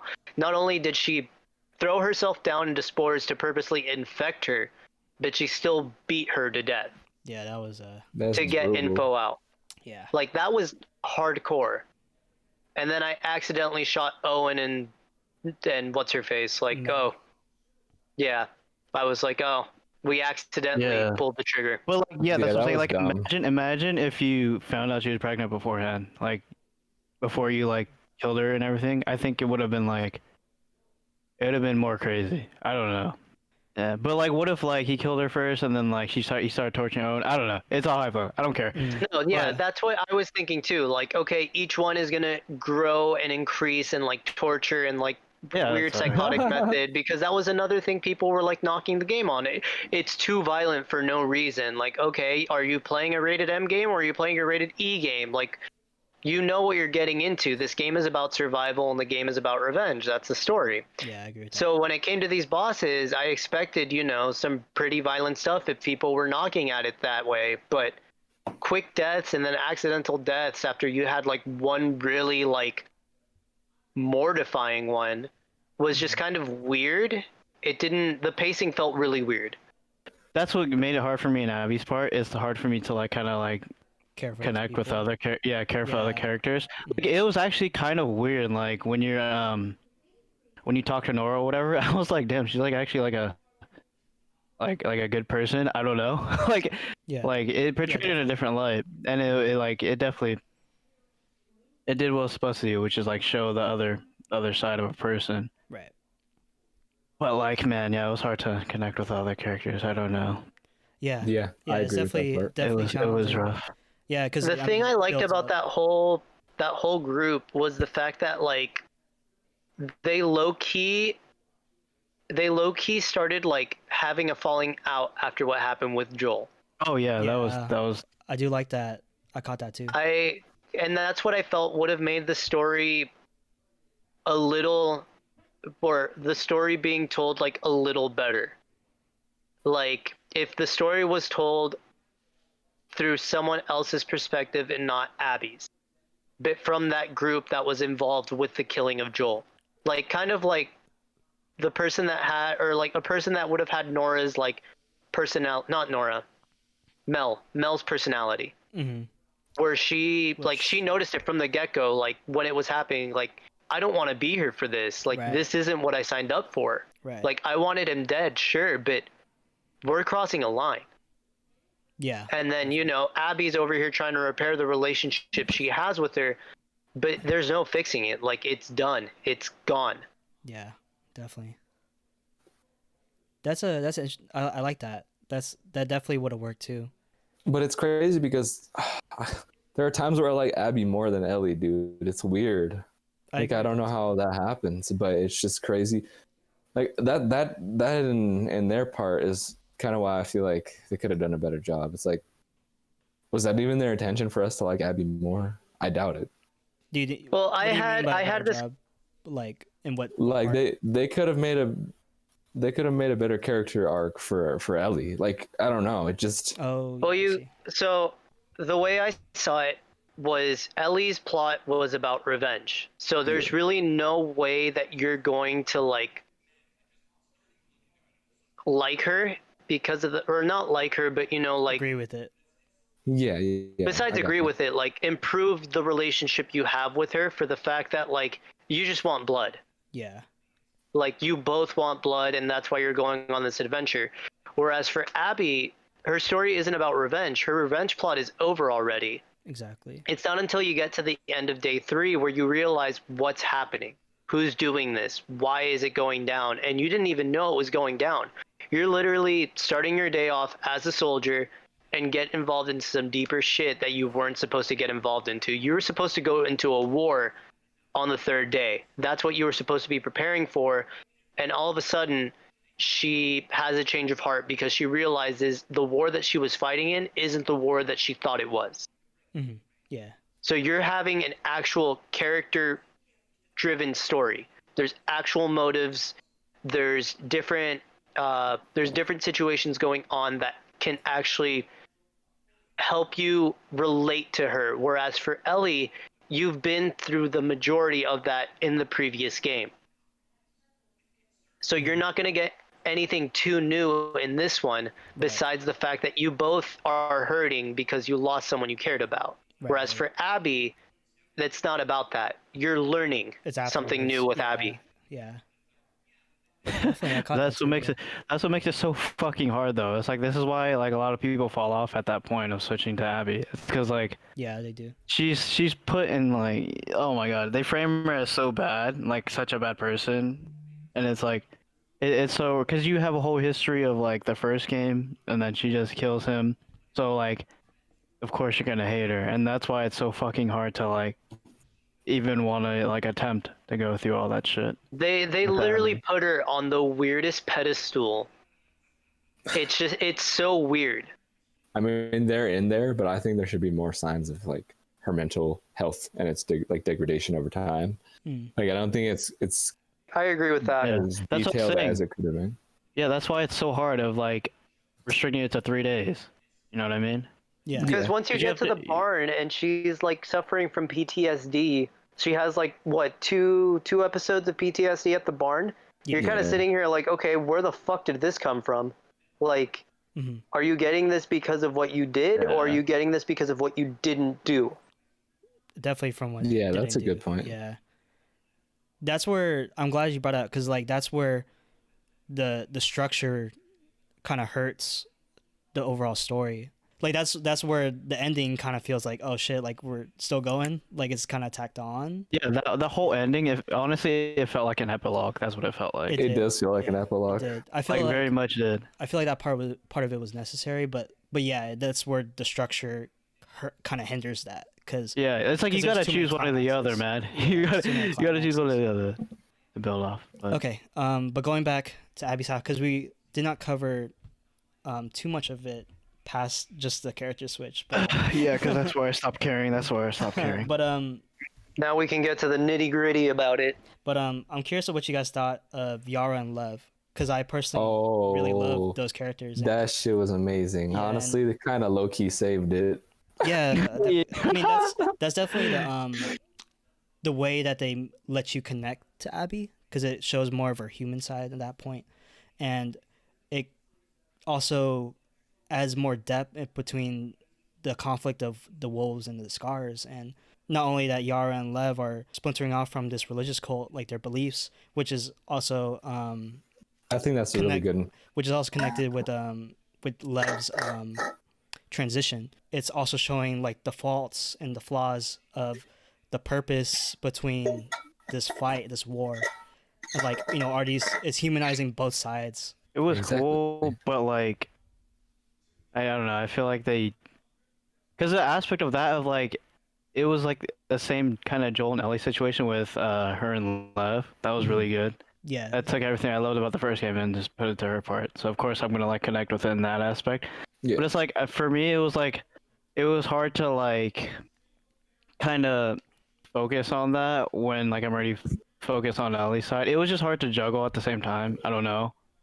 I can see that. I can see that. Like, yeah, I just don't know, because like when you go to Abby's side, yeah, yes, you initially think about like, you know, how it connects with like Ellie, like how she even got there and everything. Mm-hmm. But it took it like into like a totally different kind of direction, which makes sense because like she already did her thing and whatnot. Yeah. But like, I just wish, I don't know. Like I said, it has things that's like everything's there. It's just like, I don't know. It's just fucking annoying. I think what you're getting at is like just the execution of it, like how. Yeah, it's just really, really fucking hard. And there's a moment where what's her name, the pregnant lady? No. No. Oh yeah. She was We all like, said when she was talking about how when they get to the aquarium with the kids and everything, and Mel like she's essentially like she can see through like Abby, and like assuming that Abby's just trying to like bullshit and everything after that to try to like reconnect with everyone. It's like, I don't know. I could kind of like, I could see where you're coming from. Like that argument's like valid. Like, yeah. Even though I am playing as Abby and I see like it's like genuine, but like her opinion about Abby is like I can totally like see that. Yeah. Like sure. like yeah, you're a shitty fucking person. Yeah. You fucked my boyfriend. Especially after that too, right? She knew, man. She definitely knew. But yeah, going back to Yara and Lev, what do you guys think about like kind of this wolves versus scars conflict? And do you think the game did a good job at like humanizing these factions? Oh, I mean, you get the typical like cult kind of thing that you would in like an apocalypse. Yeah. I guess it's like you can. So like I'm glad they don't like really elaborate too much and onto like the sides, because you get one side is like stereotypical like, you know, militaristic side, and the other side is like more tribal. Like, yeah, they've gone mad into a cult kind of thing. Yeah. So it's cool. It gives a context, but like I could care less. I don't know. I'm sorry. I totally get it. Yeah. No. Again, it falls into the too convenient category, especially with the scars, for the fact that, or the Seraphites. Let me call them by their proper name. Lev would correct you there. Lev, and in honor of Yara.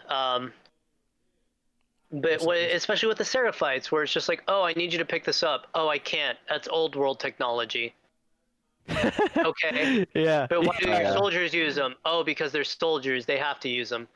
Again. Yeah. Why? Like, that's you're literally just making it convenient for the sake of storytelling, rather than coming up with a good logistic reason why this is the way it is. Because it like, see, Lev says it for like a couple things. I know the guns was one for sure. Yeah, the guns. But I can't remember the other ones. Was it like the flashlight or something?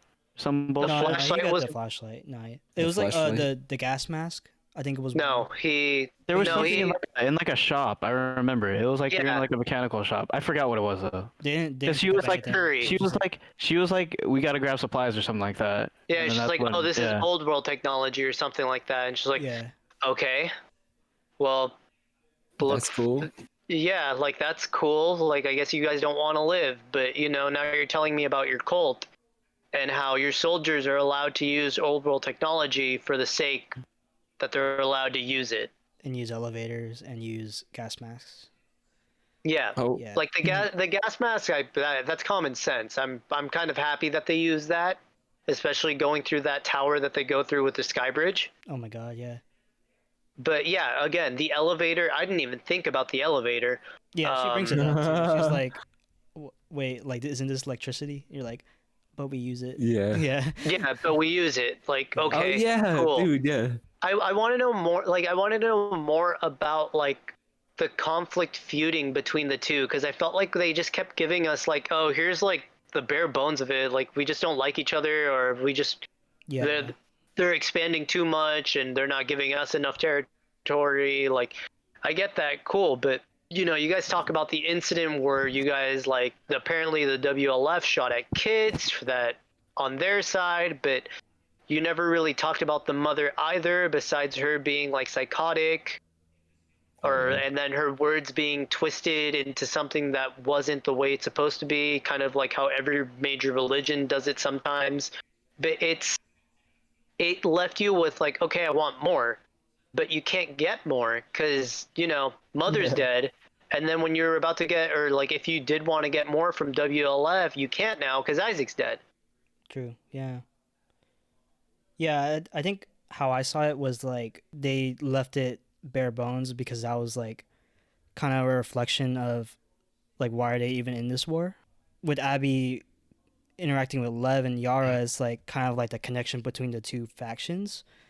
But say if they didn't have that connection at all, they would still have that very one-sided perspective on the other faction. So just leaving the war at that is kind of telling the audience like, oh yeah, this is like kind of unnecessary. Like, why are we even fighting?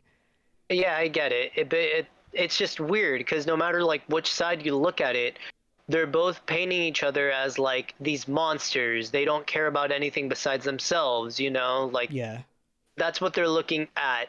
When we know by the end of the game, even before by the end of the game, like when as soon as Abby starts helping like the kids, after the kids save Abby, you know, she's having that realization that they're not monsters, and the kids are having that realization that they're not monsters. Yeah. So that was enough for us and the characters to realize this war is for nothing. Right. But now the actual politics is a different story. That's what bothered me about it. Because even with the Fireflies in the first game, it's just like we know that they're just a rebellion group that doesn't want to listen to the way that the quarantine zones have everything down and that they can essentially do everything better than them. They're essentially trying to establish a new sort of government. Which, cool, we got that. That there isn't much to give out.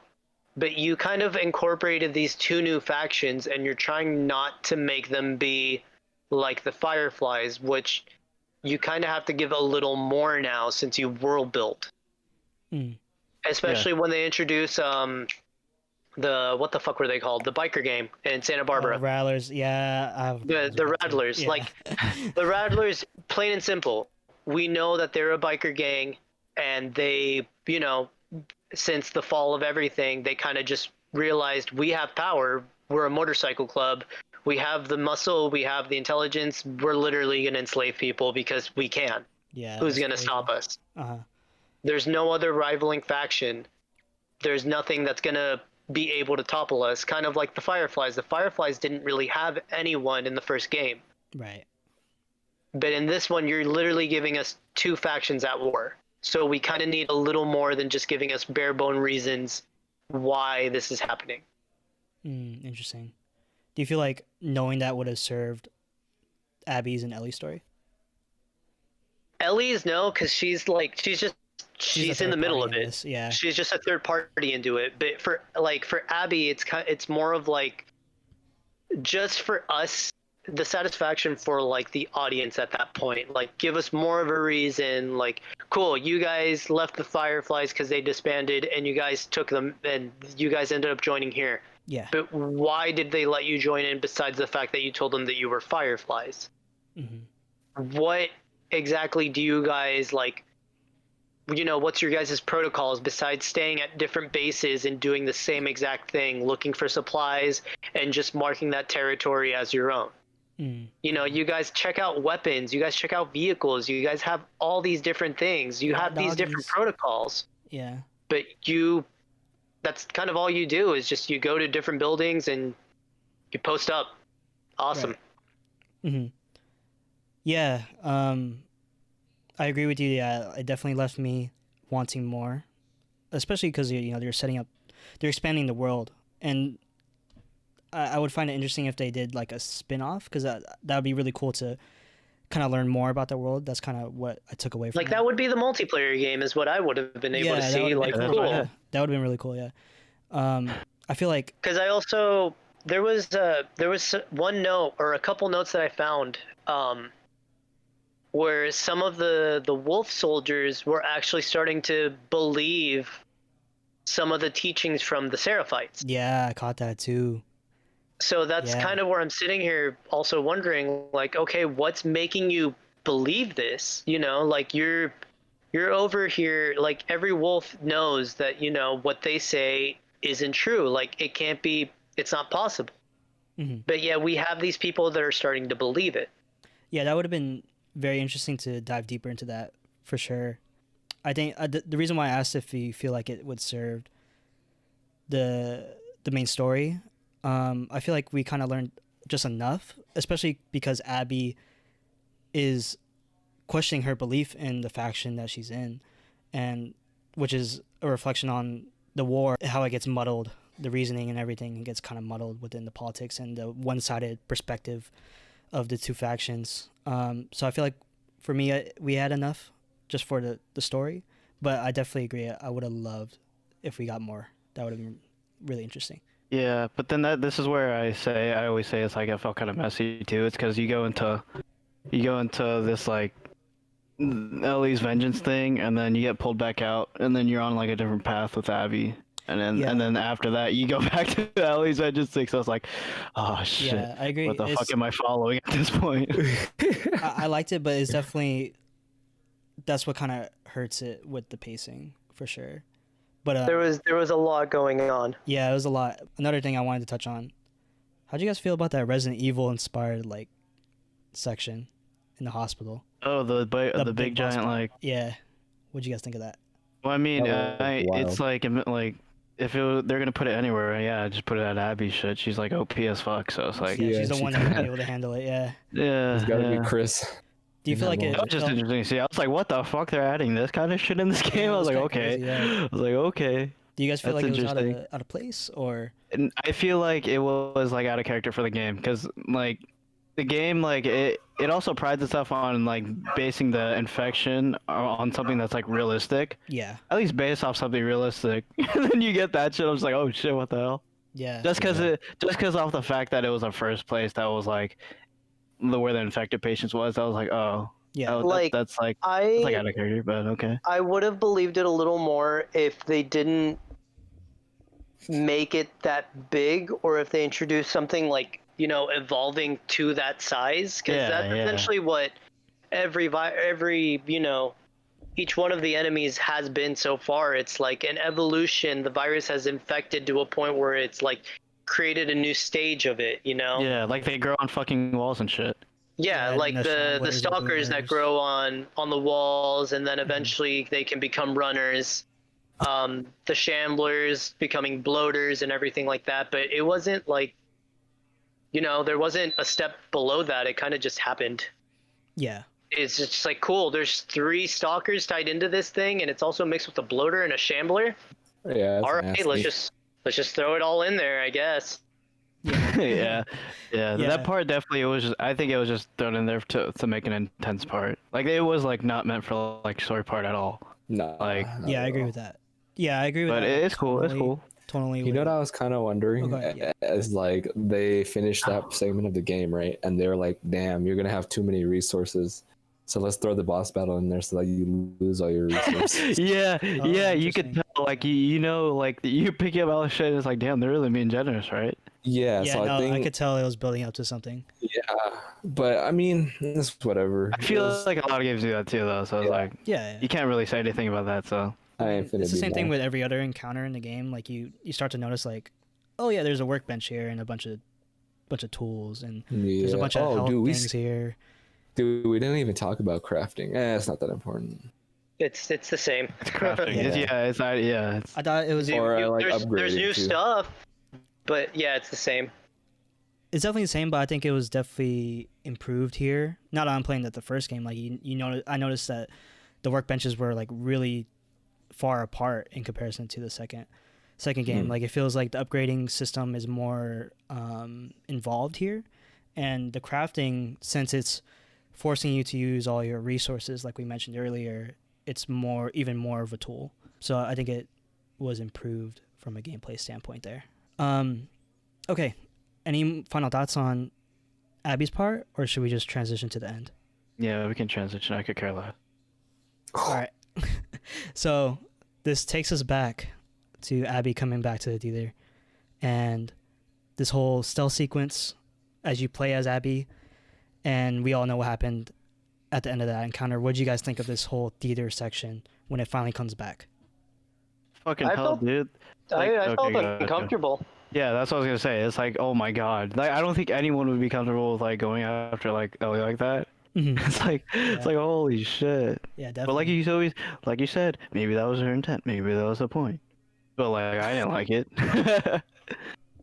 Yeah, it was I think like mechanically it was a really fun fight, just because of like you see the traits of, you're like kind of fighting against the traits of like the two characters. Yeah, it's really cool. And it brought me back to that one, that like when you're playing as Ellie in the first game and you're doing that stealth thing. Yeah, that's what it reminded me of. Cause like you could just knock into like cans and shit. I was like, oh, this is like really familiar. That's cool.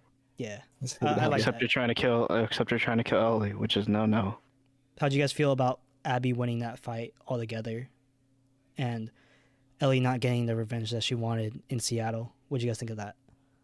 So for me, it felt weird, because the fact that like again at this point, Abby has lost everything. Mm-hmm. She lost her friends, everyone she cared about, and she goes for blood, and Lev follows her. So it felt weird to me that like she stops because she finds out Dina's pregnant, and Lev looks at her after Ellie murdered literally everyone she thought was family, including her pregnant friend. Right. Which I felt that was weird, how that was like the line that you couldn't cross. Yeah, and like I think it was just weird the way they put it too. It made it seem like Lev even kind of held her back too. Yeah, definitely. From killing her. But like this is where it goes back to my whole like thing of like the whole 3 days thing. That all happening in 3 days. It's like I don't know. Like you're like Josie said, you got like friends that have been there for a long time. Yeah, the character change within 3 days. Yeah, it's just it's not believable as much. I also think even if she had spared Dina, she could have honestly just killed Ellie. But obviously they're not gonna do that. That would have been reasonable as well. I agree. Yeah, but nah. Yeah, I mean, shit. Jesse already got popped in the head. That shit. Oh my God, poor Jesse. That entire thing was just weird for me. It was. Like it felt out of character for everyone. Yeah, especially because you like build up to that point too. So it's like. Yeah. And you're kind of left with that. It was just like, whoa, wow. I didn't know this is what I was working towards. Right. And I agree, it was an anticlimactic ending. At least what we thought the ending was at that moment. To that like the main kind of thing. Yeah.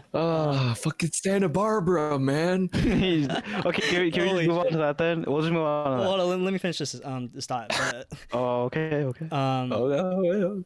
So yeah, it's definitely anticlimactic, but I think it's a reflection on like Ellie's story and like how she doesn't make the best choices in this moment, and it's kind of like the consequence. It's not always going to be like a gratifying ending. Like she just happened to lose in that situation, and she was spared, luckily, for the second time. I know, which was convenient. I agree. But yeah, I'm not sure how I would feel if Abby died in that moment. I don't think it would. I feel like it would have been too happy, like too gratifying, personally. Yeah, definitely. Abby was never gonna die. With arms like that, you ain't never finna die. Like it's Yeah, crazy like, that Dina tries to stab her and she's just like absorbing the blows with her arm. I'm like, oh my god. Holy, the fuck is going on, man? Yeah, it was.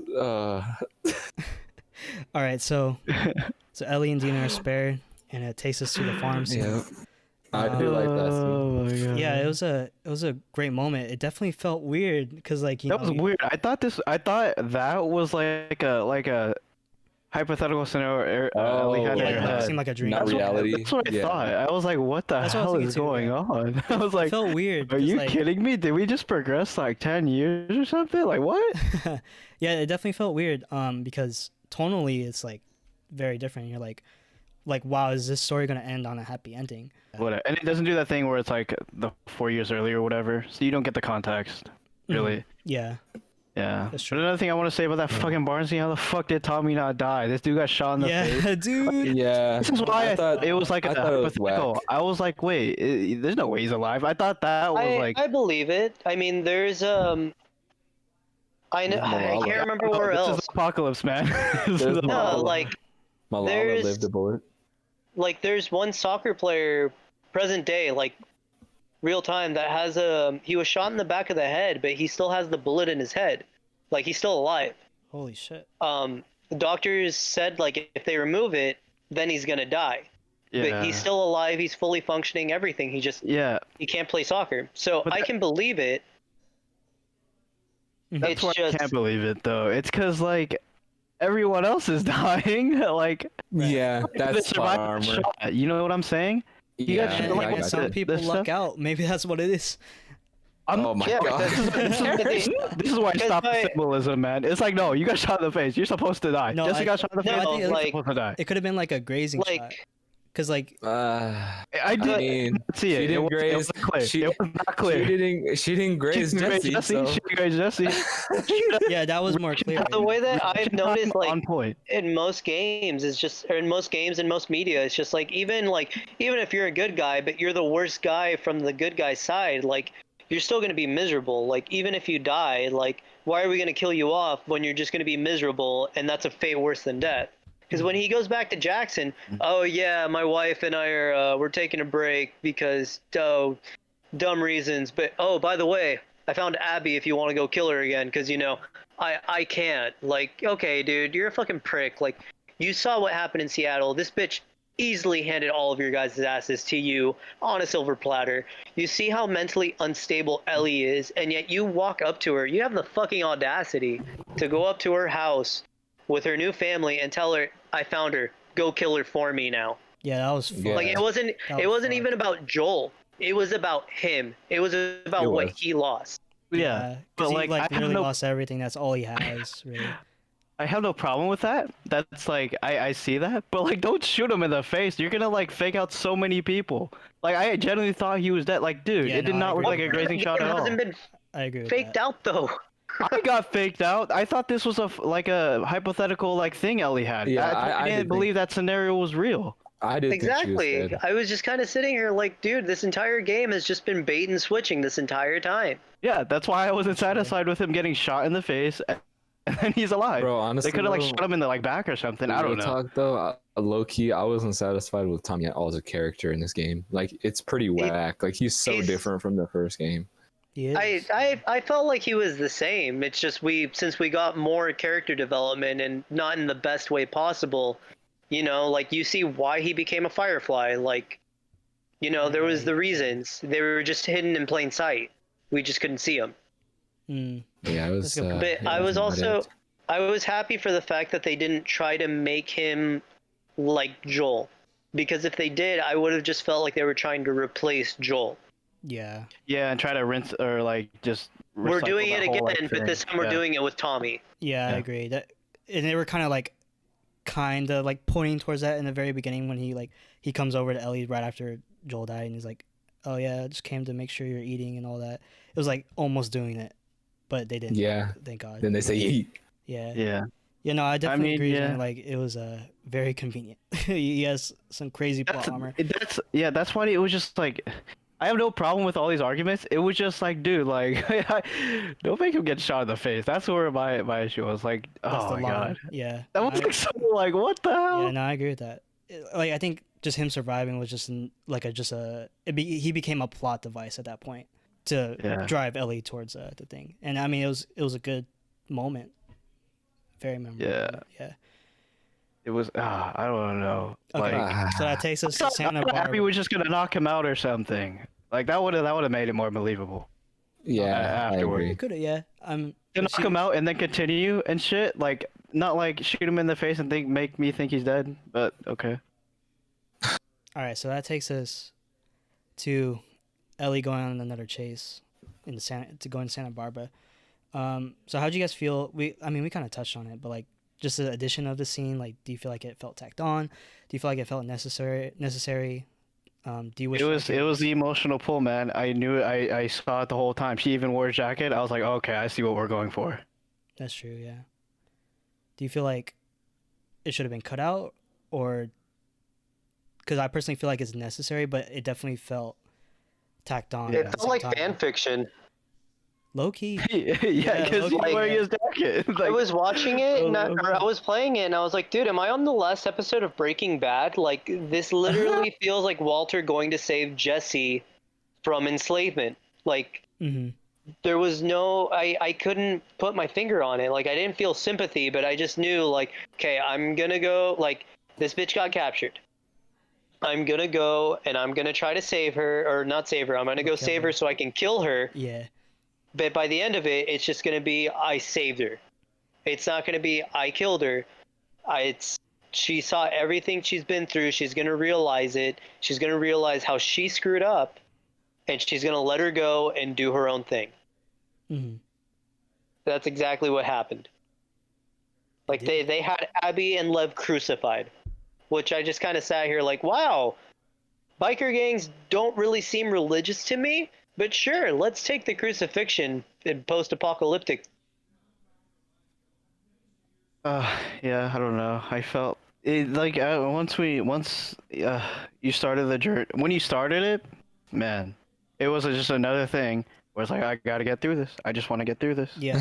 Yeah. I agree with that. Like It's Yeah. definitely my least favorite part of the game. There's definitely it's like another fault, like I keep mentioning, like just with the structure, because like It's you so build bad. up to like 2 different points, and then now you got another long section, and you kind of just Like, feel you know what they could have done? They could have skipped all of that and just had Ellie find her in the little boathouse, and she could have choked her in the water, and they could have played the same scene. they just wanted to put the MP5 in the game, man. oh yeah, bro. And then I mean, That's why. I do like the atmosphere of like that dock thing at the end with like all the people hanging. Like that shit's crazy. Yeah, and that it's was- like pretty that was morbid. crazy, yeah. Like I really like the tone and like the scene and just like how creepy it is, but it just doesn't really go with the game. Like you said, it's fan fiction kind of. It's like It would fit with the game. It definitely could. Just the way that it happened was weird. It definitely felt like it was just, yeah, like fan fiction. Because I would totally see the Seraphs or the Seraphites like crucifying people. Yeah. Because it's a cult thing to do, right. not a biker gang thing to do. That was just weird. See, that's the thing I was telling Darren too. Is like, if they were gonna do that, like the way they did, there's no context on why they're like imprisoning all these people or anything like that. Like, I just want to know more about that faction because it just doesn't make any sense at all. I agree. Like it felt like a kind of like a tacked on moment, and like there was enough development within that section. Yeah, it was Yeah, bad. it It felt was bad. Kind of weird. Yeah, because the only thing I could get from like the Rattlers was just like, oh, you know, like in most media, motorcycle clubs are pinned as villains, so let's just make them villains, but let's just make them super psychotic that they enslave people, Yeah, that was crazy. which was weird. Yeah, Yeah, it's it definitely weird. left me wanting more on like who these people were. Yeah, I'm not sure. I was telling Pat, I'm like, I don't know how it would feel if they just made that a whole cutscene. As addition to the story, it feels unnecessary, but as reflective of like Ellie's second attempt at revenge, it's like, are you sure? Like this is where you don't agree with her even more, and it's kind of like a reflection of that through a gameplay standpoint. It's like this just feels unnecessary. Why are you doing this? Me, I would have enjoyed it if they like interceived Abby's call to the Fireflies. And it turns out that they were like a rival faction with the Fireflies there in Santa Barbara. Oh yeah, dude. When that call, I didn't like. I don't know. Like I was like, is that really the Fireflies? That's what I thought that at was first. interesting. Yeah. Because it was so like quick, and I was just like, okay, cool. Okay. And they like believed Abby right away that she was a Firefly and all that. Yeah, because obviously that place they got like it's not like no one's there anymore. Like something happened there. Yeah. Oh So it's yeah, like- dude, that's like, creepy. You like I would assume like that would get taken over too. Like if that was like something happened there, they would know about that radio thing, and like I don't know. I'm pretty sure I they bet They would wouldn't like. that. trust that spot. Yeah. Yeah, I'm pretty sure, but I don't know. That's a good I point. don't know. Yeah, that's a good point too. Well, yeah, I'm glad you brought that up because I don't know if you caught this, Xander, but like the new main menu screen is like the boat, and Oh yeah. yeah, and the director Neil Druckmann confirmed that it's Catalina Island, so that tells us that she made it to Catalina Island. She's with the Fireflies. Yeah, I mean, I just honestly they need to make another game because if they don't, this shit's gonna be whack. No, they can just. Well, what I guess like they're in talks of they have another game like planned, but if they're gonna use the same characters is a different like question. And I kind of sat there. I was like, after what you just pulled, like that's not even a question. Like it's not even a choice for you. Like you It's have not. to do it. You made your own bed at this point. Like the fan backlash that you're giving out right now. If you release a new game and it's not involving anything that happened in this, or you literally save anything that happened in this for the very end of the third one, you're gonna lose so much. Yeah, it's oof. Yeah. They done dug this hole. Yeah, but what's weird? It's just weird because the ending and like it wasn't like terrible. Like Yeah, I agree. cutscene. Yeah. Like it, like I agree yeah, with it, yeah. it's like very like fitting. This is where I say like I feel like everything is like, or most of it is there. It's just I don't know, man. I just get annoyed at like I don't know even why I'm annoyed, but You're annoyed at Neil. Just be mad at him. like, but it was really good. Like they force you to play the guitar and everything. Like yeah, good job. I was telling Darren about this. That was one symbolism thing that I didn't like. Was her trying to play the guitar. Oh When man, you her- like to take on me? No, not that. I'm talking about when she lost her two fingers after like, you know, like trying to drown Got Abby, bit off. and Dude, they somehow got bit off. Exactly. Why the fuck does Abby like fucking eat everyone? What is going on with that? Oh yeah, she bit that one chick's ear. I was like, damn. But I was telling Darren, like, that was one symbolism I didn't like, because, you know, like, Ellie's whole thing is a survivor. Joel taught her there are multiple ways to survive. You're going to have to learn how to survive. So showing her how to play the guitar and not being able to play it because she's missing two fingers, cool. We get the flashback where Joel and her are talking, and she tells Joel, I think I can learn to forgive you. It's just going to take time. It's not going to happen right away, and Joel says he can deal with that. So I was telling Darren I would have liked the symbolism a little more if she flipped the guitar and tried playing it lefty. Oh yeah, that'd be tight as fuck. Because at that point, she's adapting. She's learning something new that she already knew, but because she can't do it the way she's normally used to, she's adapting and learning all over again. Man. That's definitely a I- different take for sure. I Yeah, just that didn't makes like sense, that she like dropped the guitar and is just like, yeah, I'm forgiving you, but I'm leaving you behind. That's kind of what I took from it. What I took from her just leaving the guitar there and like everything else, like all the paintings and their journals and stuff, is that she's leaving everything behind because she essentially lost everything.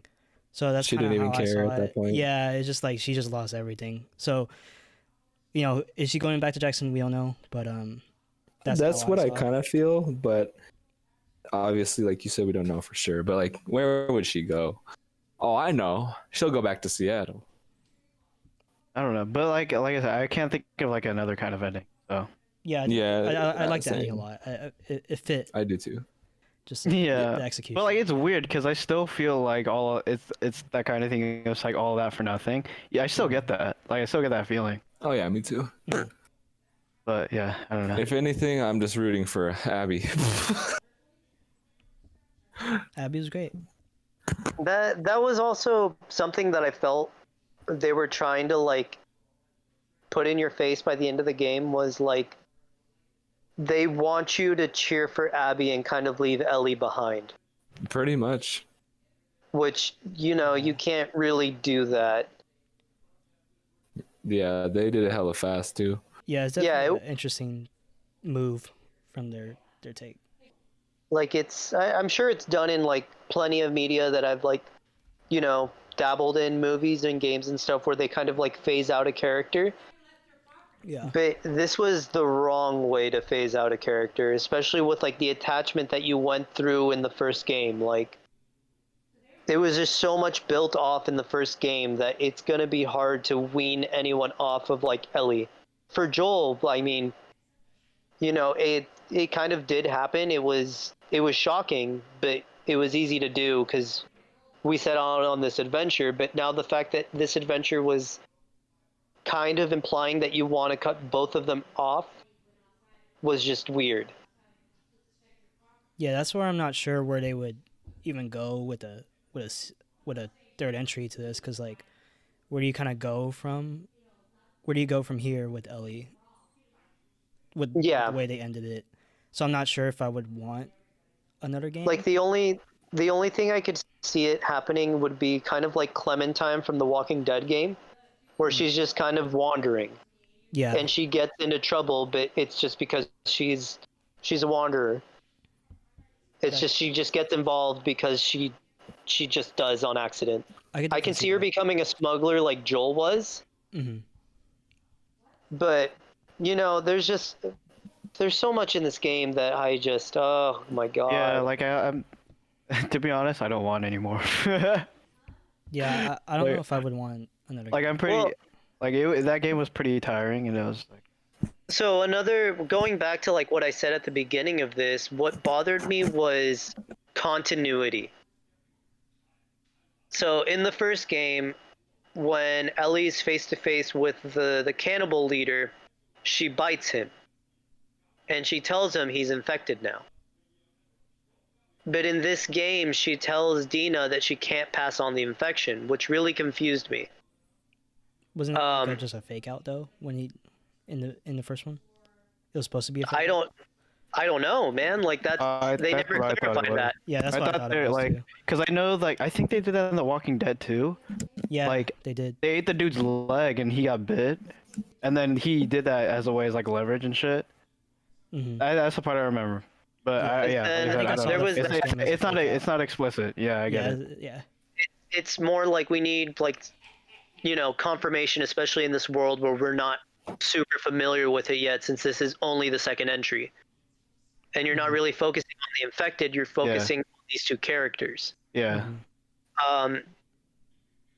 Abby also said something along the lines of like she remembers something about the mother like being alive or being around. But then when she sees like a shrine or something, she's just like, "Oh, I wonder who you were." So that kind of threw me off too. I'm glad you brought that up, because like another kind of plot hole there is, if the Fireflies are still here, why haven't they tried to track down Ellie these past 4 years? Exactly, or Joel after what he did, which was kill their main honcho. Yeah, especially Joel. So. Mm-hmm. I know that's true. Yeah, we found him. we got him. We did it, Reddit. Oh god. All right. I think we talked enough about the story here. I'm sure those listening kind of get how we fall on this game, but I do want to touch on just a few closing thoughts on the game. One is something that me and Josie were talking about last night. I don't know if you guys saw it, but a lot of people that worked on the game are facing a lot of online harassment from definitely angry fans. And no matter how you feel about the game, and I mean, listen to us. Like, some of us don't feel as positive about it. Like, regardless of how you feel, it's not okay to send death threats and like shit like that to Laura Bailey. I mean, even Neil Druckmann. Like, it's just wrong. It's crazy because like that's very much how the internet is. I just don't understand how people care that much about a game like that. Me too, man. I know. Like, it's like, I mean, It's I like, get it, like they we're- can't they can't like separate. they can't draw. They can't distinguish it. Yeah, they can't. Separate like It's like, the art from the holy person. Like No, Laura they can't, Bailey is man. not Abby, you know. I don't know. People are just bored. Okay, you see, everyone's inside. Everyone's. This game was supposed to help them through the tough times right now.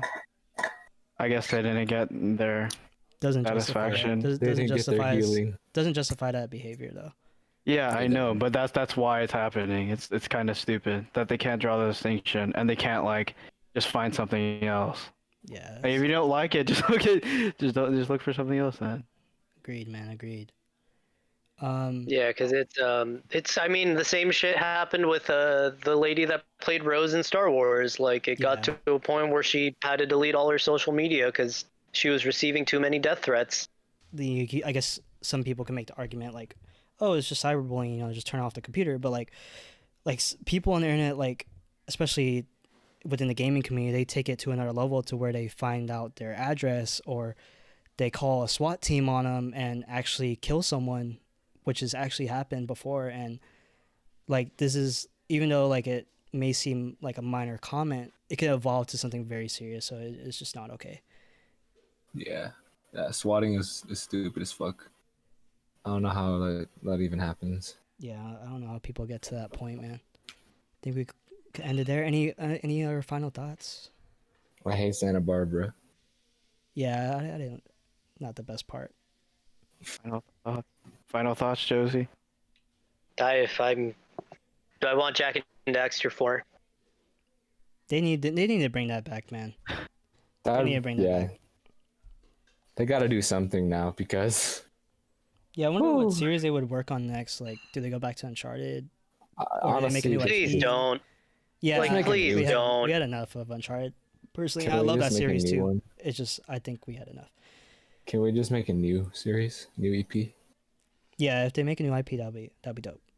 But No, go back to Jack and that'd be dope Daxter. too.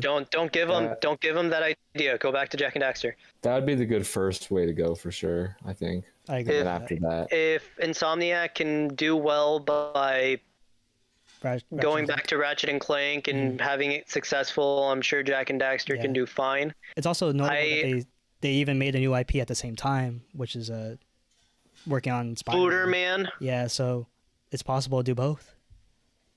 Yeah, because I don't think right now would be the best choice for them to make to start a new IP with this. You're right.